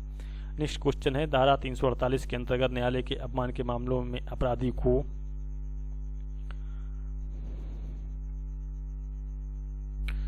माफी मांगने पर उचित किया जा सकेगा। नेक्स्ट क्वेश्चन है, जब कोई साक्षी समन के पालन में न्यायालय में उपस्थित नहीं होता है तब न्यायालय द्वारा उसे न्यायिक परीक्षा में लिया जाएगा? नहीं। पुलिस परीक्षा में दिया जाएगा? नहीं। 100 रुपए तक के जुर्माने से दंडित किया जा सकेगा। नेक्स्ट क्वेश्चन है, न्यायालय का निर्णय सुनने के लिए अभियुक्त को न्यायालय के समक्ष लाया जाएगा। यदि अभियुक्त अभिरक्षा में है तो न्यायालय का निर्णय सुनने के लिए अभियुक्त को लाया जाएगा। नेक्स्ट क्वेश्चन है, न्यायालय का निर्णय सुनने के लिए अभियुक्त का न्यायालय के समक्ष उपस्थित रहना आवश्यक नहीं है। यदि अभियुक्त अभिरक्षा में नहीं है और अभियुक्त को 3 वर्ष से अनाधिक अवधि के कारावास से दंडित किया गया है तो इनमें से कौन सी बात सही नहीं है? तो ये बात जो है सही नहीं है। बाकी अभियुक्त को व्यक्तिगत हाजिरी से मुक्ति दे दी गई होगी। दंडादेश केवल जुर्माने का होगा, अभियुक्त को दुष्मुक्ति कर दिया जाएगा। नेक्स्ट क्वेश्चन है, न्यायालय का प्रत्येक निर्णय लिखा जाएगा किस भाषा में? तो न्यायालय की भाषा में लिखा जाएगा। आंसर सी है। नेक्स्ट क्वेश्चन है, मृत्यु दंडादेश के संबंध में कौन सी बात जो है वो सही है? तो मृत्यु दंडादेश अभियुक्त को गर्दन में फांसी पर तब तक लटकाया जाएगा जब तक कि उसकी मृत्यु ना हो जाए। तो ये जो है सही है। धारा 254 की धारा 5 के अनुसार या फिर अनुसूची 2 के प्रारूप 42 के अनुसार ये प्रावधान किया गया है कि जिस व्यक्ति को मृत्यु दंडादेश की सजा दी गई है उसको फांसी पर तब तक लटकाया जाएगा, गर्दन में फांसी पर तब तक लटकाया जाएगा जब तक कि उसकी मृत्यु ना हो जाए। ये आंसर सही है। नेक्स्ट क्वेश्चन है, दंडादेश पारित करते समय न्यायालय द्वारा प्रतिकर का आदेश दिया जा सकता है किस धारा के अंतर्गत? धारा 358 के अंतर्गत दिया जा सकता है, 357 के अंतर्गत, 56 के अंतर्गत, 55 के अंतर्गत। दंडादेश पारित करते समय न्यायालय जो प्रतिकर का आदेश देते हैं वो धारा 357 के अंतर्गत देते हैं, जिसमें पीड़ित प्रतिकर स्कीम के बारे में बताया गया है। 358 में ये प्रावधान दिया गया है कि निराधार गिरफ्तार करवाए गए व्यक्तियों के ऊपर जो जुर्माना आरोपित किया जा सकता है वो 1000 रुपये तक है, तो वो 358 में है। और प्रतिकर के संबंध में प्रावधान 357 में दिया गया है। नेक्स्ट क्वेश्चन, निराधार गिरफ्तार करवाए गए व्यक्तियों की क्षतिपूर्ति है तो न्यायालय द्वारा उनके लिए प्रतिकर का आदेश दिया जा सकता है। कितने रुपए? तो 1000 रुपये, धारा 358 के अंतर्गत। नेक्स्ट क्वेश्चन है, 21 वर्ष से अधिक आयु के अपराधी को सदाचरण की परिवीक्षा पर या फांसी के पश्चात छोड़ा जा सकता है यदि अपराध जो है केवल जुर्माने से या 7 वर्ष से अवधि के कारावास से दंडनीय है, केवल जुर्माने से या 5 वर्ष से कम अवधि के कारावास से दंडनीय है, केवल जुर्माने से या 10 वर्ष तक की अवधि के कारावास से दंडनीय है, केवल जुर्माने से या 10 मृत्यु या जीवन कारावास के सिवाय किसी भी प्रकार के कारावास से दंडनीय है। तो 21 वर्ष से कम आयु के अपराधी को सदाचार की परिवीक्षा पर यदि भर्त्सना के पश्चात छोड़ा जा सकता है, तो यदि अपराध जो है मृत्यु या जीवन कारावास के सिवाय किसी भी प्रकार के कारावास से दंडनीय है तो उसको छोड़ा जाएगा। आंसर डी है। नेक्स्ट क्वेश्चन है, न्यायालय द्वारा अपने निर्णय में परिवर्तन किया जा सकता है केवल लिप्कीय भूल को ठीक करने के लिए, केवल गणितीय भूल को ठीक करने के लिए, केवल लिप्कीयता गणितीय भूल को ठीक करने के लिए, अपने दोषपूर्ण निर्णय को ठीक करने के लिए। तो न्यायालय के द्वारा अपने निर्णय में परिवर्तन सिर्फ जो है धारा 362 के अंतर्गत लिप्कीय व गणितीय भूल को ठीक करने के लिए किया जा सकता है। यदि न्यायालय ने निर्णय पर एक बार हस्ताक्षर कर दिया तो वो निर्णय में कोई परिवर्तन नहीं कर सकते हैं, सिर्फ लिप्कीय और गणितीय त्रुटि को ठीक कर सकते हैं।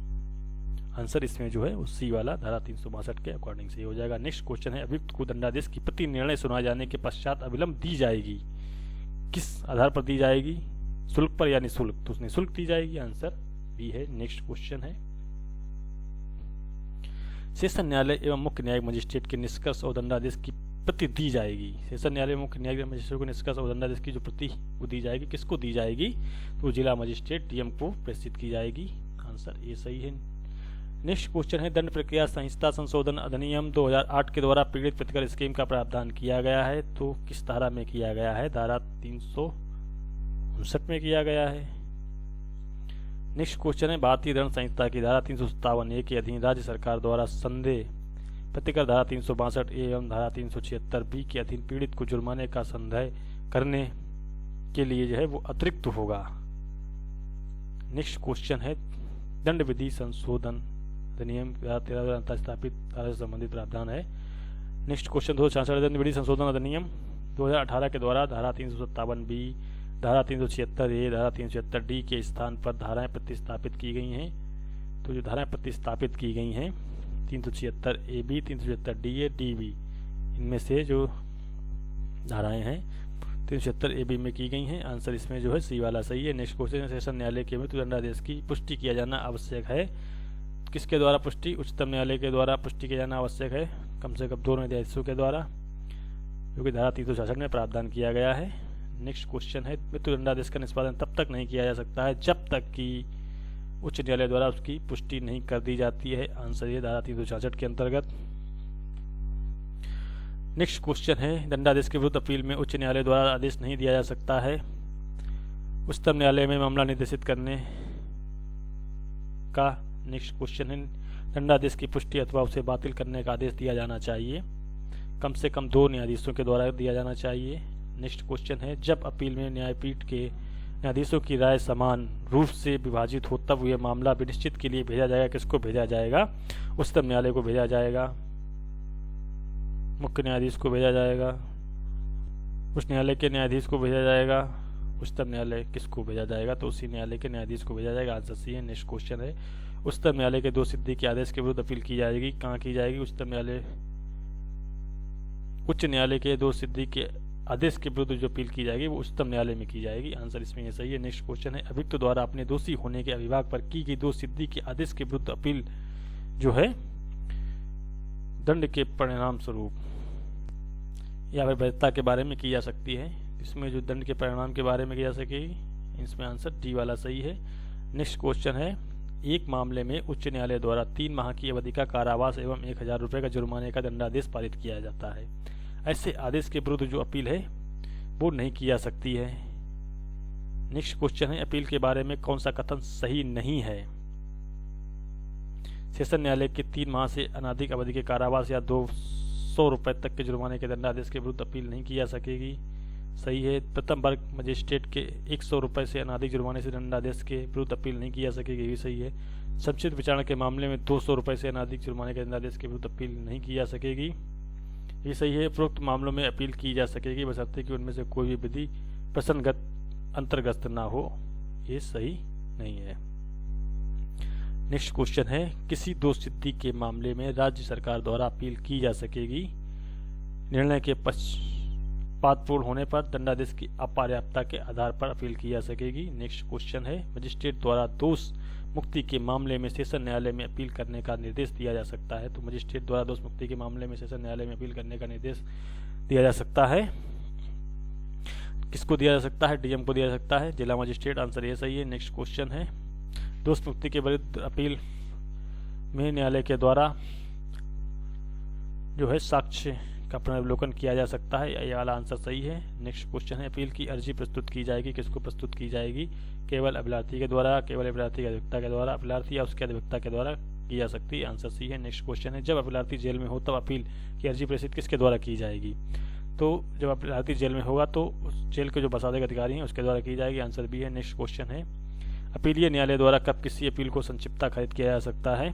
जब उसमें हस्तक्षेप करने का कोई पर्याप्त आधार नहीं है तो उसको खारिज कर दिया जाएगा। आंसर सी है। नेक्स्ट क्वेश्चन है, अपीलीय न्यायालय की शक्तियों का उल्लेख किस धारा में किया गया है? तो अपीलीय न्यायालय की शक्तियां जो हैं उनका उल्लेख धारा 386 में किया गया। आंसर बी वाला सही है। नेक्स्ट क्वेश्चन, दोष मुक्ति से अपील में उच्च न्यायालय द्वारा अभियुक्त को गिरफ्तार किया जा सकता है। आंसर बी है। नेक्स्ट क्वेश्चन, अपीलीय न्यायालय जो है वो अपील में अतिरिक्त साक्ष्य को नहीं ले सकते हैं। इनमें से कौन सी बात सही नहीं है? बाकी अतिरिक्त साक्ष्य ले सकते हैं, अतिरिक्त साक्ष्य लेने का निर्देश दे सकते हैं, स्वयं अतिरिक्त साक्ष्य ले सकेगा, साक्ष्य लेने का निर्देश दे सकेगा जो बात सही नहीं है तो अतिरिक्त साक्ष्य नहीं ले सकेगा कि यह बात सही नहीं है। नेक्स्ट क्वेश्चन है, दोषसिद्धि के विरुद्ध अपील का उपशमन हो जाएगा यदि अभियुक्त की मृत्यु हो जाती है तो अपील जो है उपशमित हो जाएगी अभियुक्त की मृत्यु पर। नेक्स्ट क्वेश्चन, जनविधि संशोधन अधिनियम 2018 द्वारा धारा 374 एवं धारा 377 में किए गए संशोधन के अनुसार अपील का निस्तारण कर दिया जाएगा, 6 माह के अंतर्गत कर दिया जाएगा। आंसर सी है। नेक्स्ट क्वेश्चन है, अधीनस्थ न्यायालय द्वारा कब कोई मामला उच्च न्यायालय के विनिश्चय के लिए निर्देशित किया जा सकेगा? जब उसमें किसी भी अधिनियम, अध्यादेश, विनियम की विधि मान्यता का प्रश्न अंतर्गत हो तब। Answer T. नेक्स्ट क्वेश्चन, उच्च न्यायालय या सेशन न्यायालय द्वारा अपने अधीनस्थ न्यायालय का अभिलेख मंगवाया जा सकेगा। किसके द्वारा मंगवाया जा सकेगा? न्यायाधीश की निष्पक्षता की जांच के लिए नहीं, पर्याप्त दंड के लिए नहीं।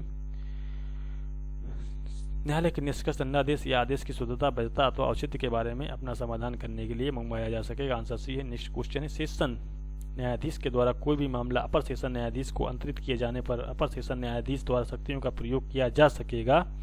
सेशन न्यायाधीश की शक्तियों के बराबर प्रयोग किया जा सकेगा। आंसर बी है। नेक्स्ट क्वेश्चन, एक उच्च न्यायालय से दूसरे उच्च न्यायालय को मामले और अपीलों का अंतरण किया जा सकता है।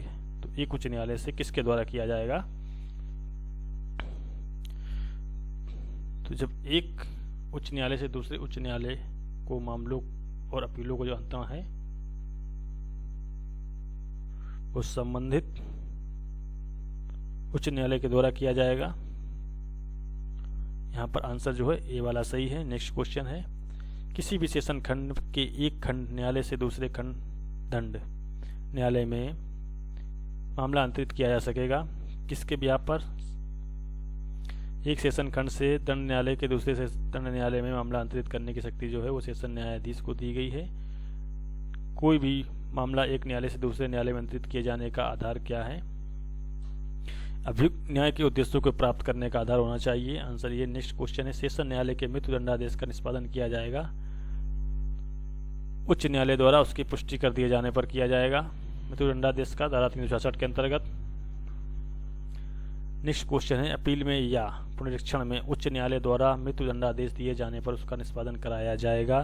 किसके द्वारा कराया जाएगा? सेशन न्यायालय द्वारा वारंट जारी करते हुए कराया जाएगा। नेक्स्ट क्वेश्चन है, किसी गर्भवती स्त्री को मृत्यु दंडादेश दिए जाने पर उच्च न्यायालय ऐसे दंडादेश का जो है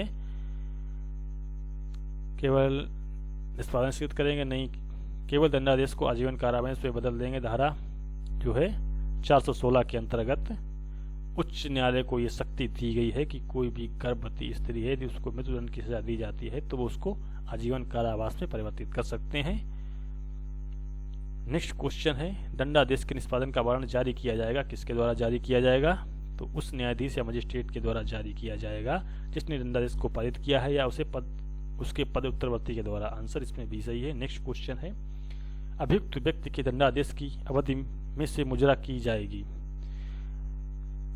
अन्वेषण, जांच या विचारणा के दौरान जो कि निरोध की अवधि है उसको मुजरा किया जाएगा धारा 328 के अंतर्गत। नेक्स्ट क्वेश्चन है, धारा 428 के अंतर्गत दंडादेश का निष्पादन हो जाने पर वारंट लौटाया जाएगा उस न्यायालय को जिसके द्वारा वारंट को जारी किया गया है। तो यदि दंडादेश का निष्पादन हो जाता है तो उसको लौटा दिया जाएगा। नेक्स्ट क्वेश्चन है, दंडादेश का निलंबन या परिहार किया जा सकता है। किसके द्वारा? दंडादेश का निलंबन या परिहार किया जा सकता है समुचित सरकार, एप्रोप्रिएट गवर्नमेंट के द्वारा।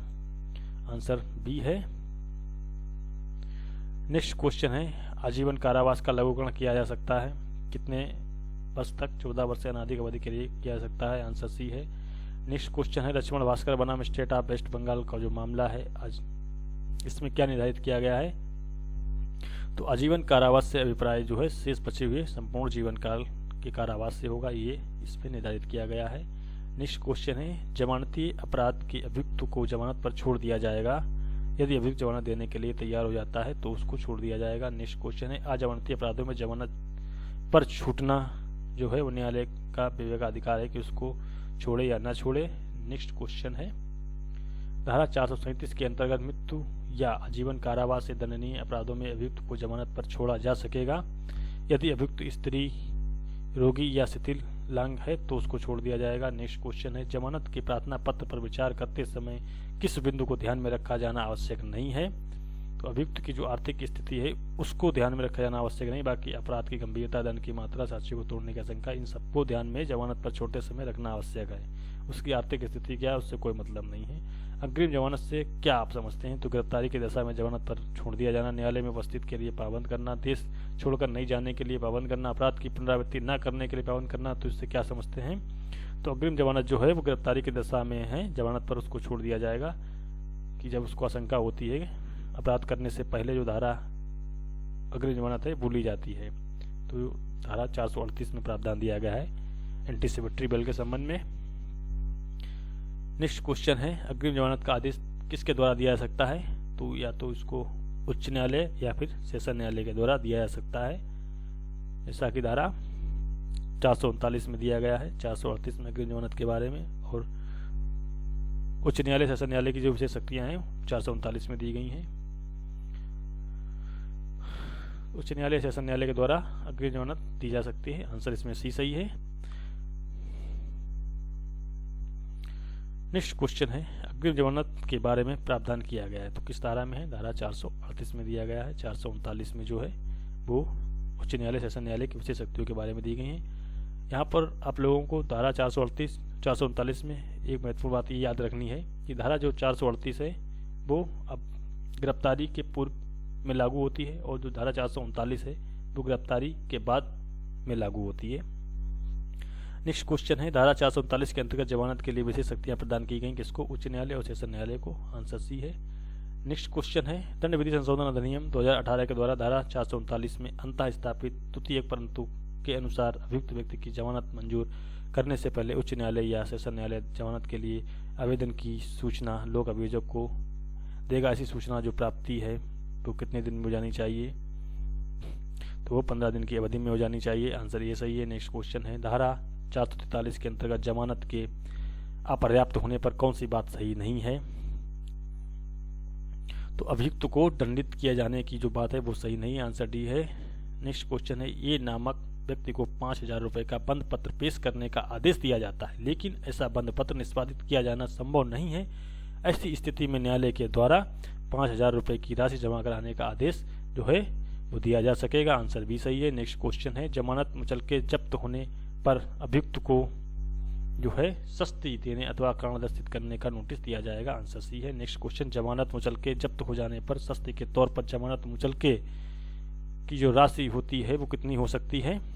किस धारा के अंतर्गत प्रावधान दिया गया है? धारा 446(3) के अंदर प्रावधान दिया गया है। आंसर भी है। नेक्स्ट क्वेश्चन, मजिस्ट्रेट द्वारा जमानत मुचलके जब्त किए जाने के आदेश के विरुद्ध अपील की जा सकती है तो किसको की जाएगी? सेशन न्यायालय को की जाएगी। आंसर भी है। नेक्स्ट क्वेश्चन है, किसी अपराध से संबंधित संपत्ति को जांच या विचारणा के लंबित रहने तक उसे किसी भी व्यक्ति की अभिरक्षा में देने अथवा उसे जीवित करने का आदेश दिया जा सकता है किस धारा के अंतर्गत?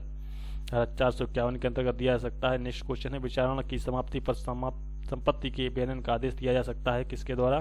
धारा 452 के अंतर्गत। नेक्स्ट क्वेश्चन है, एक ट्रक जिसमें टमाटर लदे हुए थे कि मार्ग में किसी अन्य वाहन से ट्रक दुर्घटना हो गई जाती है।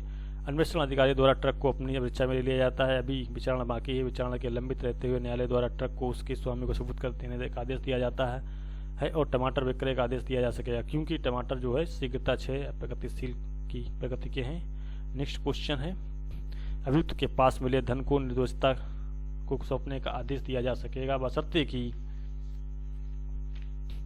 ऐसा क्रय जो है क्रिया सद्भावना पूर्वक की गई हो।